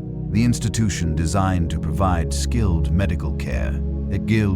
My institution designed to provide skilled medical care. The environment with the most qualified practitioners, the most instruments, the most professional attention, was more dangerous than a bedroom attended by a village midwife. This was known. Women in Vienna in the 1840s knew that the first maternity ward at the Vienna General Hospital had a mortality rate so high that pregnant women reportedly begged on their knees not to be admitted to it. Some chose to give birth in the street outside rather than go inside, because community knowledge told them their chances were better on the cobblestones than in the ward. The mortality rate in that first ward during certain periods of the 1840s reached as high as 10 to 35%. In some months, 1 in 3 women who entered that ward to give birth did not leave alive. Here is the detail that made Semmelweis stop and stare at the numbers until he understood what he was seeing. The Vienna General Hospital had 2 maternity wards. The first ward was staffed primarily by medical students and physicians, trained doctors performing the full work of the hospital. including post-mortem examinations on patients who had died. The second ward was staffed primarily by midwives. The mortality rate in the second ward was consistently dramatically lower than in the first. Not by a small margin, by several orders of magnitude in some months. Women attended only by midwives with no medical degree survived at rates that made the first ward's numbers look like a catastrophe. Women knew this. They begged to be assigned to the second ward. They faked labor pains to arrive late in hopes of avoiding the first. And the medical establishment, the men who ran the hospital, who trained the students, who wrote the journals, had been offering explanations for years that managed to be simultaneously elaborate and completely wrong. Overcrowding, atmospheric conditions, emotional distress from being examined by male physicians, the shame of being unmarried, explanations that did not explain the differential. Semmelweis was not satisfied with any of these explanations. If overcrowding was the cause, both wards were crowded. If atmosphere was the cause, both wards breathed the same air. The answer came to him through grief. In 1847, a close friend and colleague, Jakob Kolechka, a professor of forensic medicine, died after being accidentally cut with a student's scalpel during a post-mortem examination. His subsequent illness and death presented symptoms that Semmelweis recognized with cold clarity. They were the same symptoms as childbed fever, the same progression, the same outcome. In that terrible recognition, the whole pattern resolved. The medical students and physicians of the first ward spent their mornings in the post-mortem room, examining the bodies of patients who had died, many of them women who had died of childbed fever. Then, without washing their hands in any meaningful way, they walked directly to the maternity ward and began performing examinations on living patients. They carried something from the dead to the living, something invisible, something that traveled on their hands. Semmelweis called it cadaverous particles. He did not have the germ theory of disease that would not be fully established until Louis Pasteur's work in the 1860s. He could not name what he was describing in the terms we would use today, but his description of what was happening was functionally accurate. The thing being transferred from body to body, from the post-mortem room to the delivery room, was what we now call bacteria, specifically Streptococcus pyogenes, responsible for puerperal sepsis. His solution was elegantly simple. He required every physician and medical student to wash their hands in a chlorinated lime solution before entering the maternity ward and before each examination. The results were immediate and dramatic. In the months after he implemented the requirement, the mortality rate in the first ward dropped by roughly 90%. Women who had been dying at a rate of 1 in 3 were now surviving at rates comparable to the second ward. He had solved it with hand washing, with something that cost almost nothing and took 30 seconds. The medical establishment of Vienna did not celebrate this finding. They rejected it. And this is the part of the story that I find most disturbing. Not because it is ancient history, safely separated from us by time, but because the dynamics involved are ones we can recognize in any institution where pride and professional identity are at stake. Accepting Semmelweis's discovery meant accepting that doctors were responsible for thousands of deaths, not through bad intent, but through ignorance combined with confident practice. The men who rejected his findings were not villains in a simple sense. Many were genuinely skilled physicians who devoted their careers to helping people. But accepting Semmelweis meant accepting that they had been inadvertently killing patients for years, that their hands, the hands of educated, credentialed men of science, had been vectors of death in the very rooms where they were trying hardest to preserve life. The cognitive resistance to that realization was insurmountable for many of them. They attacked his methodology. They questioned his data. They raised procedural objections. They suggested that even if his numbers were correct, the cause he identified might not be. And while they continued practicing as before, women continued dying. Semmelweis responded to the rejection with escalating desperation. He wrote increasingly urgent letters. He published. He challenged his critics, directly calling out specific physicians by name, accusing them in print of being responsible for preventable deaths.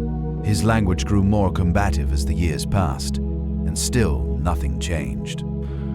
In 1865, 14 years after he had first presented his findings, Ignaz Semmelweis was committed to a mental institution. He was 47 years old. The exact circumstances are still debated. Some accounts suggest colleagues who had grown exasperated with his increasingly erratic behavior had him forcibly admitted. He died in that institution within 2 weeks of his arrival, likely from an infection. There is a particular unbearable irony in the specific cause of his death, one that you are left to sit with for a moment.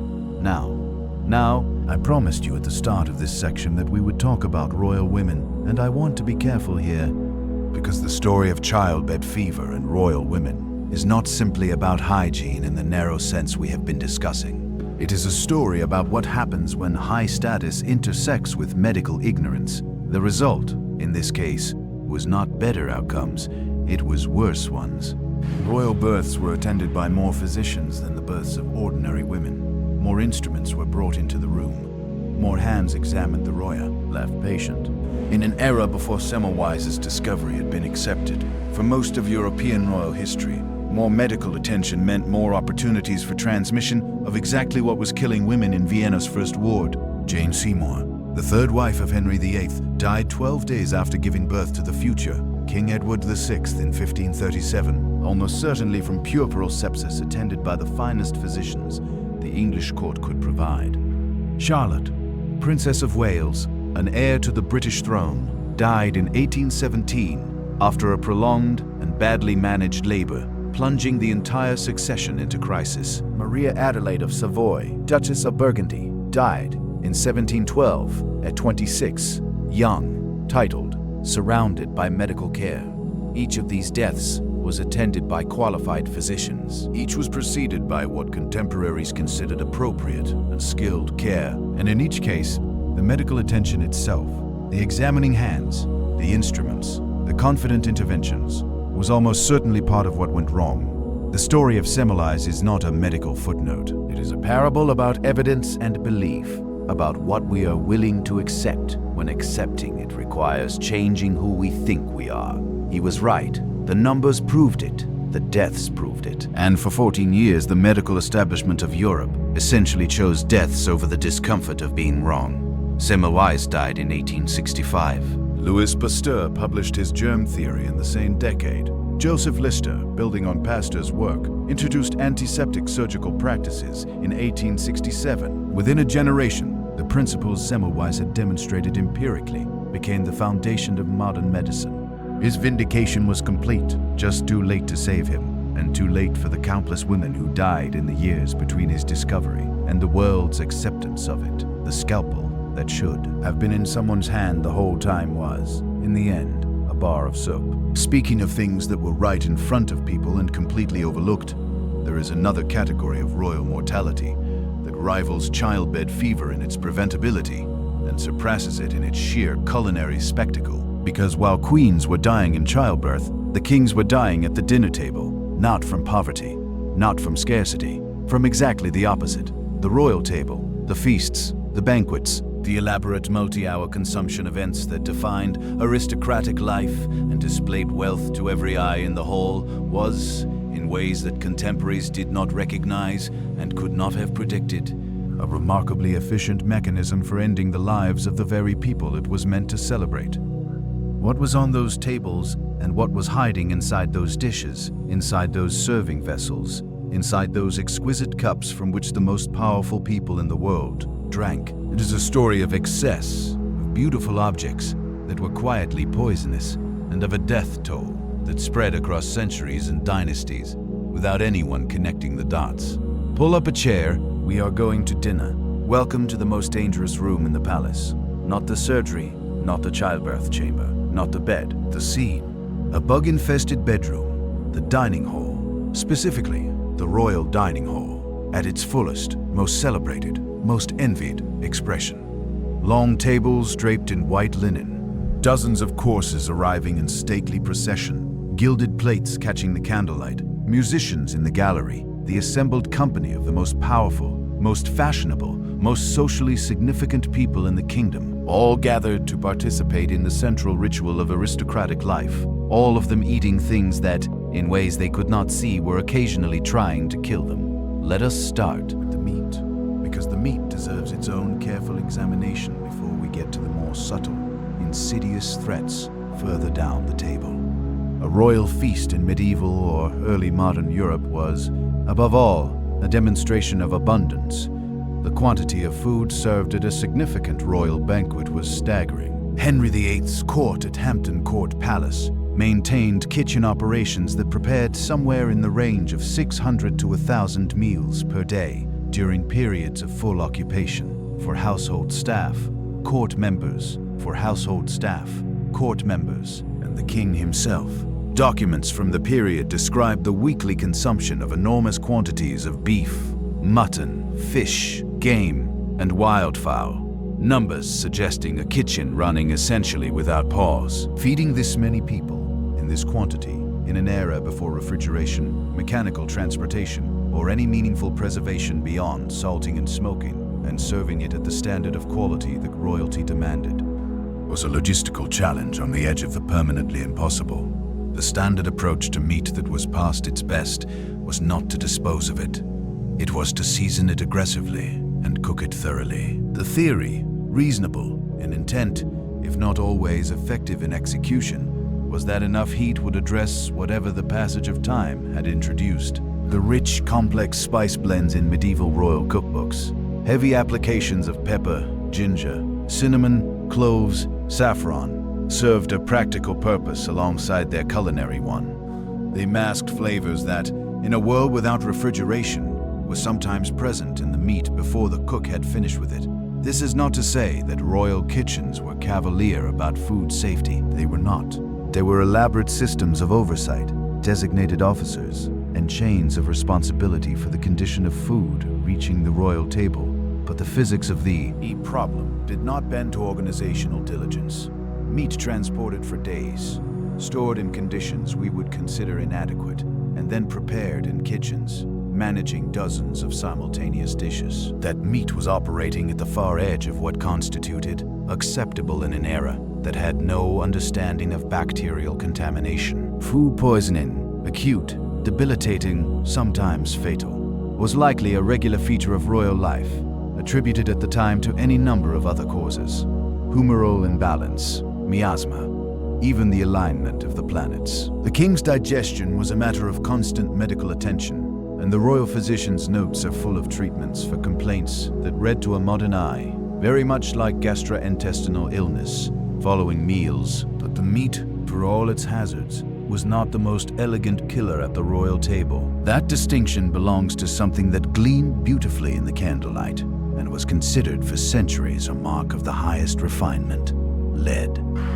Here we return briefly to the Romans, a civilization that so profoundly shaped European culture, which had a complicated and ultimately fatal relationship with lead. They used it everywhere, in pipes, cookware, cosmetics, medicine. In one application that directly and repeatedly found its way into the bodies of the most powerful, they used it in wine. Specifically, they used a lead-based sweetener called sapa, produced by boiling grape juice in lead vessels until it reduced to a thick syrup. Lead leached from the cookware into the syrup during the process. The syrup was then added to wine to sweeten it and mask the sourness that developed without refrigeration, a frequent occurrence in a world of sealed corks and glass that could not prevent fermentation. Lead acetate, sugar of lead, is genuinely sweet. It is a potent neurotoxin that accumulates over time, causing negcentrity, Egypt, abdominal pain, fatigue, cognitive changes, mood instability, and, in sufficient doses, organ failure and death. Roman emperors and aristocrats consuming sapa-sweetened wine were, in effect, slowly poisoning themselves while pursuing what they experienced as a luxury. Some historians argue that chronic lead exposure contributed to the erratic, catastrophic decision-making of rulers like Caligula and Nero. While it is not a settled explanation, the evidence is persuasive enough to be taken seriously. Lead did not vanish from the European upper-class table when Rome fell. It persisted through the medieval and early modern periods. Lead-glazed pottery and earthenware were in common use across Europe into the 18th century. The glaze was functional, attractive, and smooth, easier to clean than unglazed clay. But when acidic foods, fruits, vinegar, or wine came into contact with it, lead leached into the contents. Pewter, the standard material for cups and plates for those who could not afford silver or gold, contained significant lead as well. The wealthier your household, the more pewter you owned. The more you ate and drank from pewter vessels, the more lead you absorbed. Wine itself carried additional risks. Adulterants were added by producers, merchants, and handlers at various points in the chain to improve appearance, flavor, or shelf life. Some contained lead. Some contained other toxic substances altogether. The regulation of food quality was inconsistent at best, largely absent at worst. Even the wine reaching royal tables had passed through so many hands that its precise chemical composition was essentially unknown to anyone who drank it. This brings us to one of the most underappreciated positions in the entire royal household, the food taster, often remembered primarily as a defense against deliberate poisoning, and that was absolutely part of the role. The food taster was also being regularly exposed to all the unintentional hazards we've just discussed. Spoiled meats seasoned into acceptability, lead leaching from cookware and serving vessels, wine of uncertain provenance, and even less certain purity. The food taster's life expectancy was probably not enhanced by the position. It was a role combining meaningful political risk with a daily diet of substances that were, in subtle ways, slowly harmful. Compensation and honor may have justified it, but the accumulation of chronic toxic exposures, lead in wine, pewter cups, imperfectly preserved meat, and soon, medical treatments we will discuss, helps explain a puzzle that has baffled historians for generations. Why so many royal lines, despite access to the best food and medical care, produced individuals with poor health, early death, and sometimes dramatic physical and cognitive decline. It was not bad luck. It was not supernatural. It was chemistry working invisibly over decades through vessels, cups, and the beautifully laid table, accumulating in bodies that had no way of knowing what was happening to them. Consider Charles II of England. Consider Charles II of England. His reign, from 1660 to 1685, ended with a sudden illness that deteriorated rapidly over 5 days, resulting in death at age 54. Accounts of his final illness describe a constellation of symptoms that some modern medical historians, reviewing primary sources, have tentatively associated with chronic heavy metal exposure, among other possible contributing factors. His physicians treated him with interventions we will address in the next section. Interventions that were themselves often harmful. Or consider the documented dental and physical deterioration of multiple European monarchs across this period. Deterioration that went beyond what sugar alone would explain, suggesting systemic exposure to something toxic over years. The portraits, as always, show composed, magnificent surfaces. The physician's notes tell a very different story. There is a broader observation worth making here. The royal table, the very symbol of abundance and refinement, was simultaneously a vehicle of imperceptible, slow-acting danger, the poison in plain sight, for fever, for infection, for pain, for cardiovascular distress, for almost anything that might befall a human body. Bloodletting was not quackery in the sense we understand today. It was rational, methodical, consistent with centuries of medical theory. Physicians wielded lancets with precision and confidence, believing wholeheartedly that they were restoring balance, saving life. And here is the cruel irony. The patients were already weakened. Childbed fever had taken hold. Spoiled or contaminated food, slow-acting toxins from pewter or lead, unwashed hands carrying invisible bacteria. All of these hazards had already begun their work. The royal physician, acting with the full authority of his education and the trust of the court, then applied the tools of Galenic medicine. He cut veins, he purged, he sweated. Every intervention, every confident procedure accelerated what everything else had quietly started.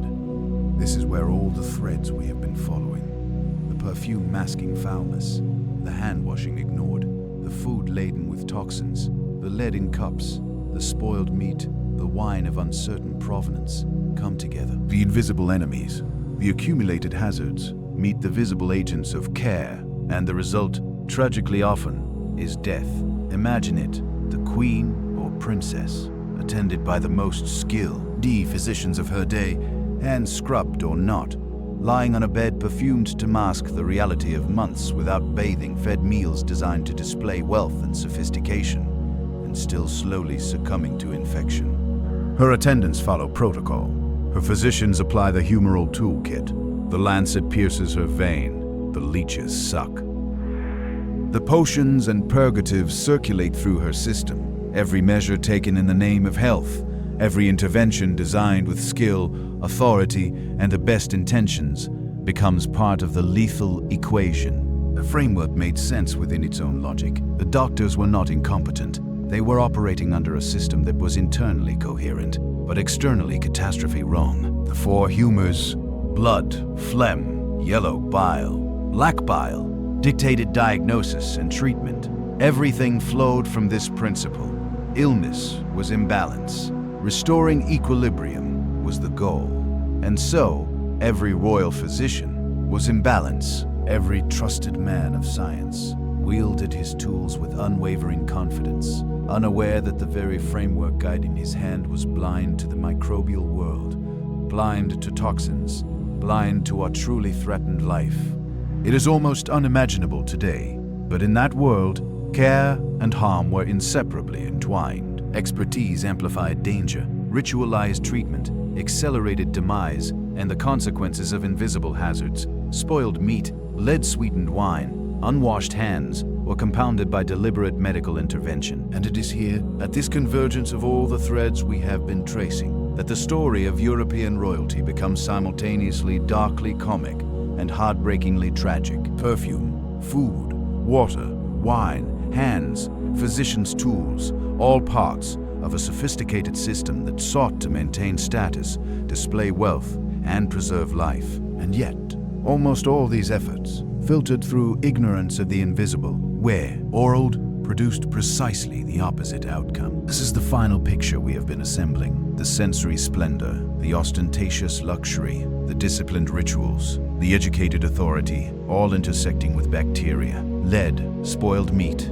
and the humoral doctrine. Every element of royal life, appearance, taste, ritual, and medical practice carried within it the seeds of failure. And the consequences were often visible in the portraits and physicians' notes long before they were acknowledged in public memory. It is a lesson in human perception, in the limits of knowledge, and in the tragic elegance with which well-intentioned systems can fail when their underlying assumptions are wrong. And it is also, quietly, a cautionary tale. The more confident we are in our expertise, the more catastrophic the consequences when we are blind to forces we cannot yet see. Symptoms for almost anything a patient presented with.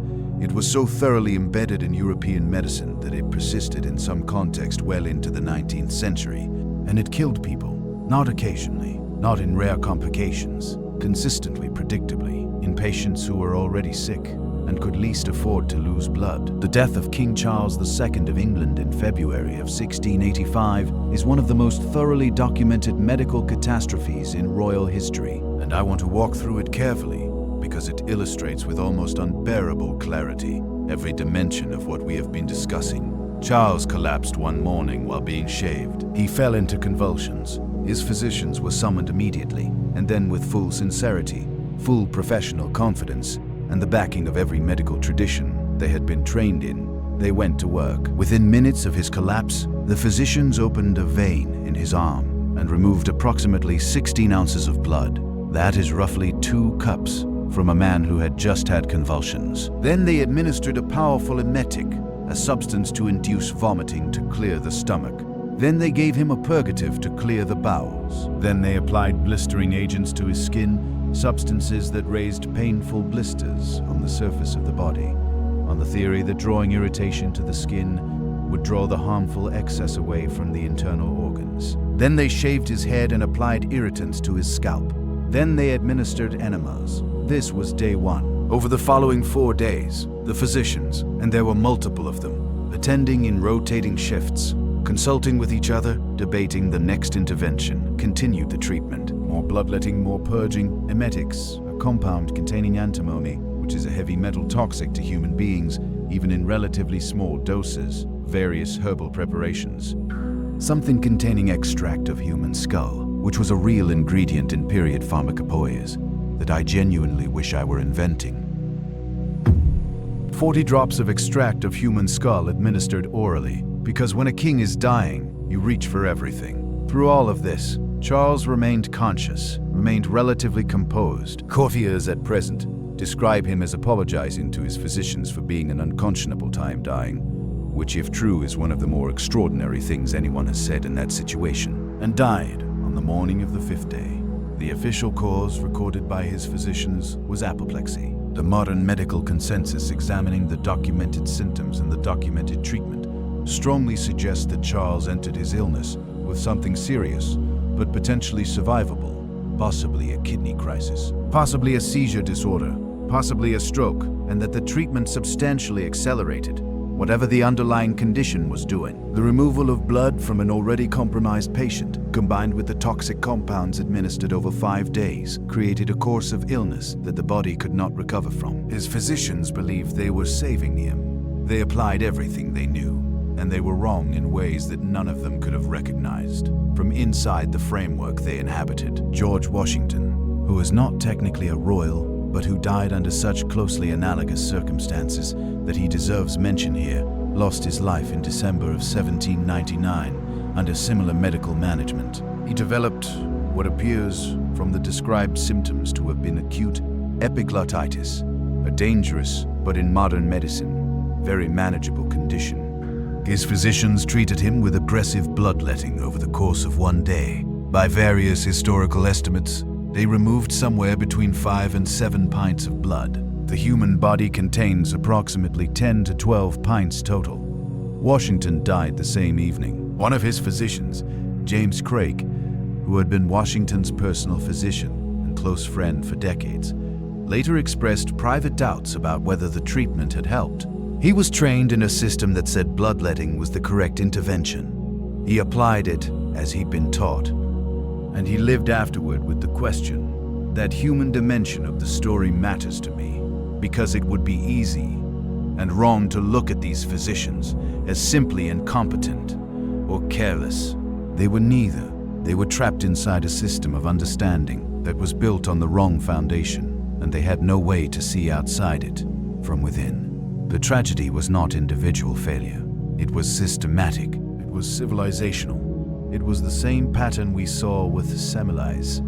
Evidence that challenged the framework being rejected because the framework itself could not accommodate the evidence. Mercury deserves its own particular discussion, because its story within royal medicine runs long and leaves marks. Mercury compounds, particularly calomel, which is mercurious chloride, were one of the most commonly prescribed medications in European medicine from roughly the 16th century through the late 19th century. They were prescribed for almost everything. Syphilis, most famously, mercury was the primary treatment for syphilis for over 400 years, from the early 16th century until the development of effective antibiotics in the 20th, but also for intestinal complaints,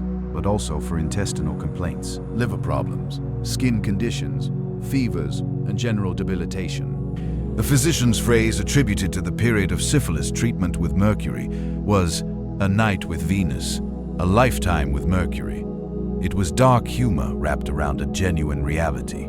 The treatment for syphilis involved prolonged exposure to mercury compounds through various methods, and the side effects included excessive salivation, loosening and loss of teeth, neurological symptoms, kidney damage, and in high doses, death, sometimes as devastating as the disease being treated. Royal courts were not immune to syphilis, quite the opposite given the sexual culture of many European courts and the general lack of understanding of disease transmission. The treatment with mercury was accordingly widespread among the aristocracy, and the cumulative effects of repeated mercury exposure on top of the lead from the wine cups, the food poisoning, the bloodletting, and the other compounds in the physician's kit created a toxic burden on royal bodies that accumulated over lifetimes. Ivan IV of Russia, known to history as Ivan the Terrible, underwent mercury treatment repeatedly during his life for syphilis and possibly for other conditions. When his remains were examined in the 20th century,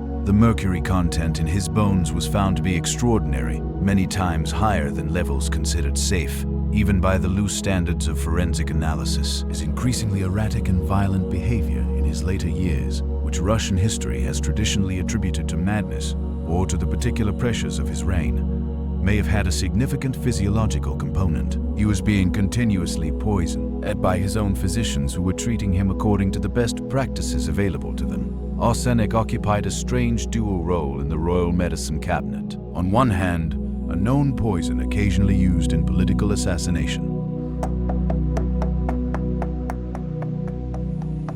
Egypt, on the other hand, arsenious oxide, known commercially as Fowler's solution, formulated by Thomas Fowler in the late 18th century, was prescribed for skin conditions, asthma, and various fevers. It was considered a tonic. Royalty consumed it willingly. The frontier between therapeutic arsenic and toxic arsenic was, by modern standards, essentially non-existent. Chronic arsenic exposure, like chronic lead and chronic mercury, worked insidiously, developing gradually, attributed to other causes, not announcing itself as poisoning until the damage was already deep. What do you do with all of this? I have been sitting with that question throughout this entire story, and I find it genuinely difficult to resolve cleanly. Because on one hand, it is easy to look at royal medicine in this period and simply feel horror and gratitude that we live in different times. The bloodletting, the mercury, the arsenic, the antimony, these are things we've left behind, and leaving them behind has saved countless lives. But on the other hand, and this is the part I keep returning to, every generation believes with sincere conviction that it has arrived at correct understanding. Every generation has its own equivalent of the humoral system, a framework that feels internally coherent, that is taught in the most respected institutions, that is defended by credentialed experts, and that future generations may look back on with the same mixture of compassion and disbelief that we bring to the royal physician with his lancet. The question is not whether we have frameworks that are wrong. We do. Everyone does. The question is how we build systems of knowledge. He that can catch their own errors, that can hear a semlice when he speaks rather than dismiss him until he is gone. The royal physicians did not fail because they were bad people. They failed because they were inside a system that could not correct itself. And that, more than any of the specific horrors we've explored tonight, is what I find most worth carrying forward. Which brings us at last to the ending, because after everything we have covered, the fear of water, the magnificent sewer of Versailles, the infested wigs, the blackened teeth, the poisoned cups, the deadly deliveries, the blackened teeth, the poisoned cups, the deadly deliveries, the physicians with their lancets, something changed slowly, unevenly, with enormous resistance from the people who were the most invested in the old ways. The world got cleaner. The medicine got better.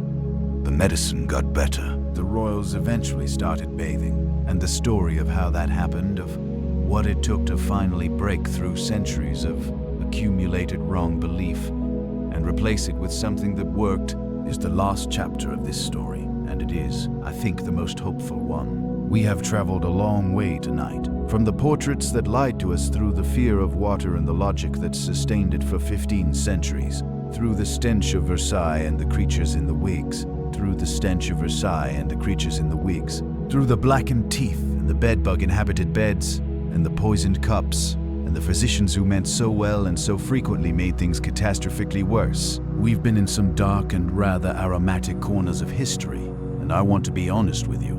This final chapter is where the light comes back in. Not all at once, not cleanly, not without resistance from every direction, but it comes. The year 1847 was, as you now know, the year Ignaz Semmelweis made his discovery about hand-washing in Vienna and began his long, agonizing attempt to share it with a world that was not ready to listen. In that same decade across Europe, something else was beginning to shift quietly, at first in laboratories and university departments, gathering speed as the evidence accumulated. The question at the center of it was one that humanity had been circling for thousands of years without quite landing on the answer. What actually causes disease? The miasma theory, disease traveling through corrupted air, had been the dominant answer for most of recorded history. It was this theory that justified the fear of bathing, the obsession with fragrance, the construction of medicine, cabinets, built around restoring balance to invisible internal substances. And for all its inadequacy,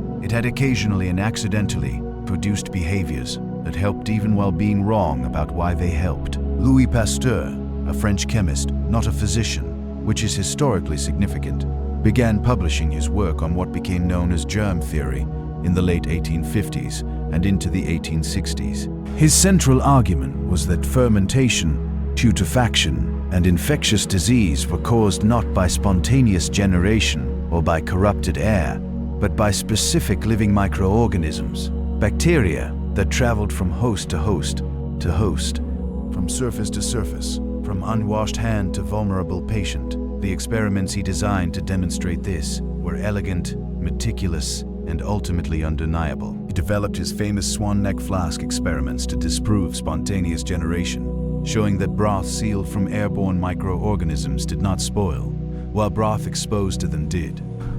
He worked with silkworm diseases, with chicken cholera, with anthrax, building a body of evidence that kept pointing in the same direction. The organisms were real. They caused specific diseases.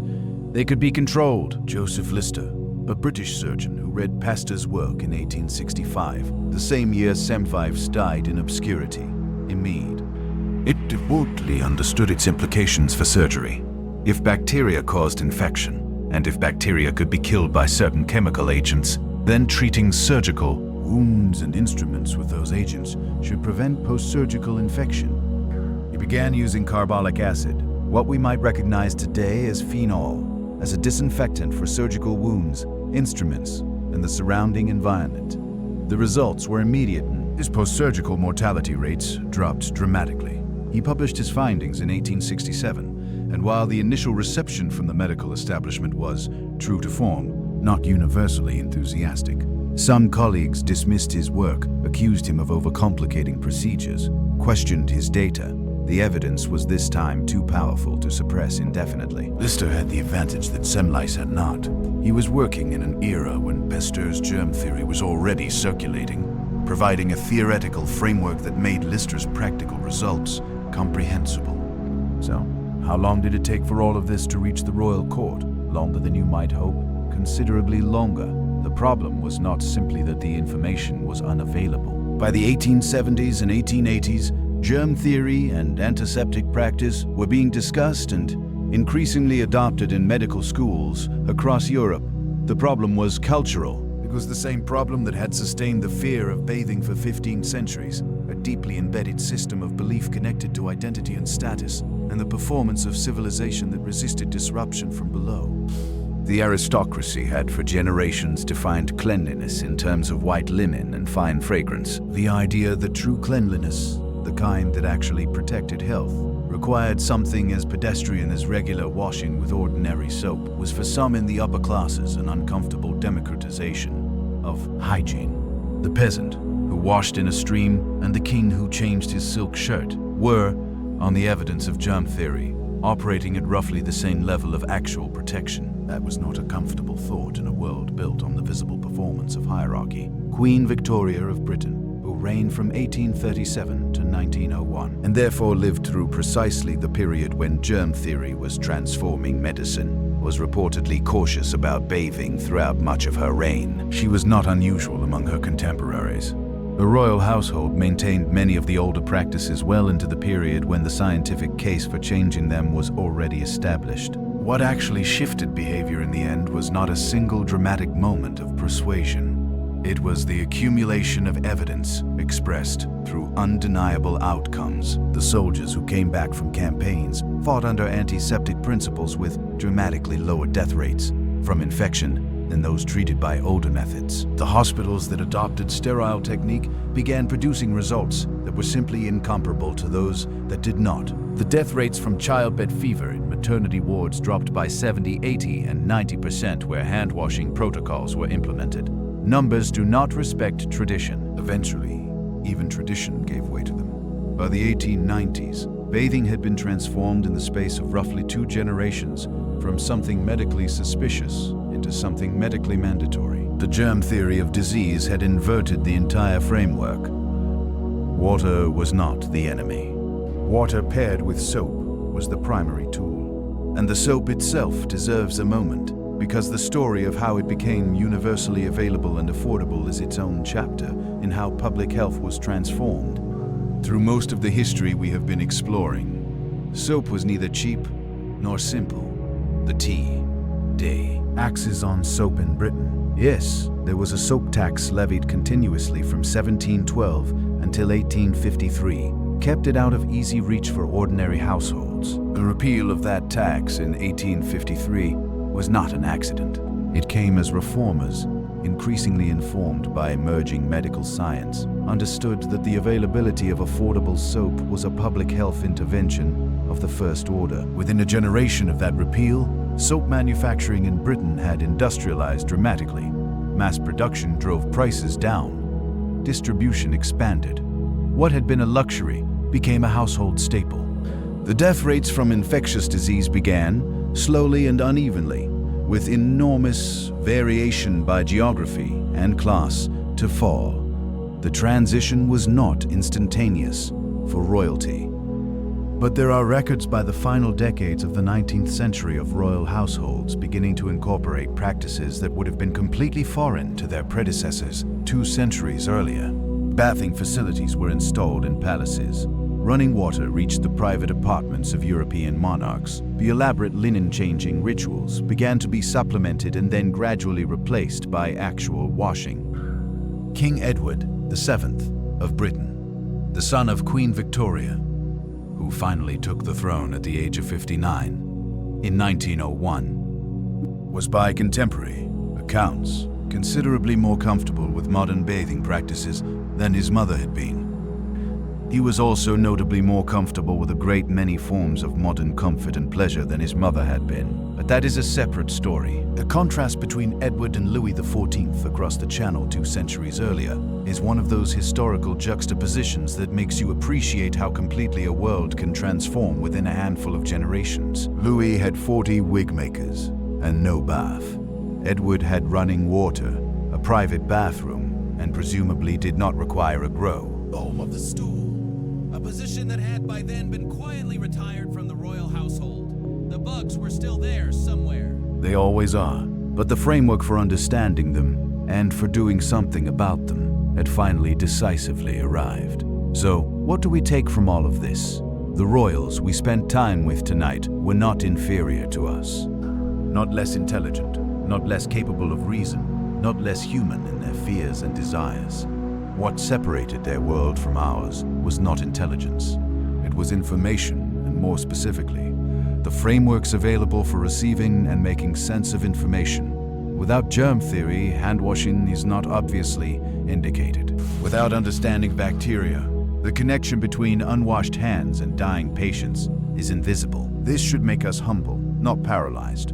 Humble because we live right now inside frameworks that feel as complete and correct to us as humoral theory felt to the physicians of the 16th century. Some of those frameworks are well-founded.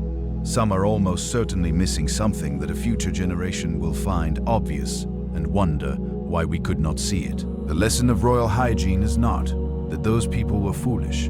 It is that they were human, navigating genuine uncertainty with the tools they had. Sembais showed us what happens when systems of knowledge cannot correct themselves. Pasteur and Lister showed us what happens when they can. The soap was always available. It just took 2,000 years to understand why it mattered. And that, I think, is where we leave them. The kings in their fragrant courts, the queens in their difficult deliveries, the physicians with their lancets held with perfect confidence and imperfect understanding. They were not villains in this story. They were people, complicated, flawed, brilliant, and blind in equal measure, doing their best inside a world brilliant, but had not yet given them what they needed to see clearly. We owe them something, actually, not admiration for the specific practices. Those we are well rid of, but a kind of honest recognition. They built cathedrals and wrote symphonies and governed empires, and suffered from their own remedies and never quite understood why. And out of everything they got wrong, eventually someone worked out something right, and then someone built on that, and then someone built on that. And here we are, with running water and soap and the germ theory of disease. Sitting in whatever comfortable corner you found yourself in tonight, listening to a story about a world that is gone. Thank you. Genuinely, from the bottom of my heart, thank you for spending this time here. This was not a short journey.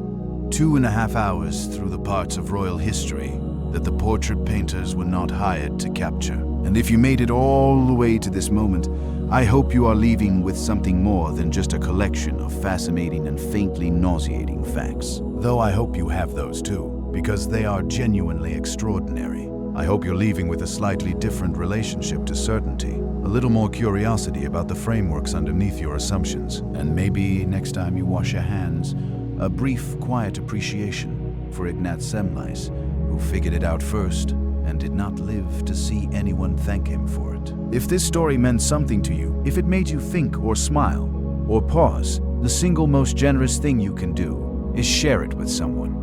Leave a comment telling me which part surprised you most. And if you are not already here with us, subscribing is how you make sure the next story finds you. Because there is always another story. History is full of rooms we've not opened yet, doors that look unremarkable from the outside and turn out to contain something that changes how you see everything that came before it. The next room is already waiting. I will see you there.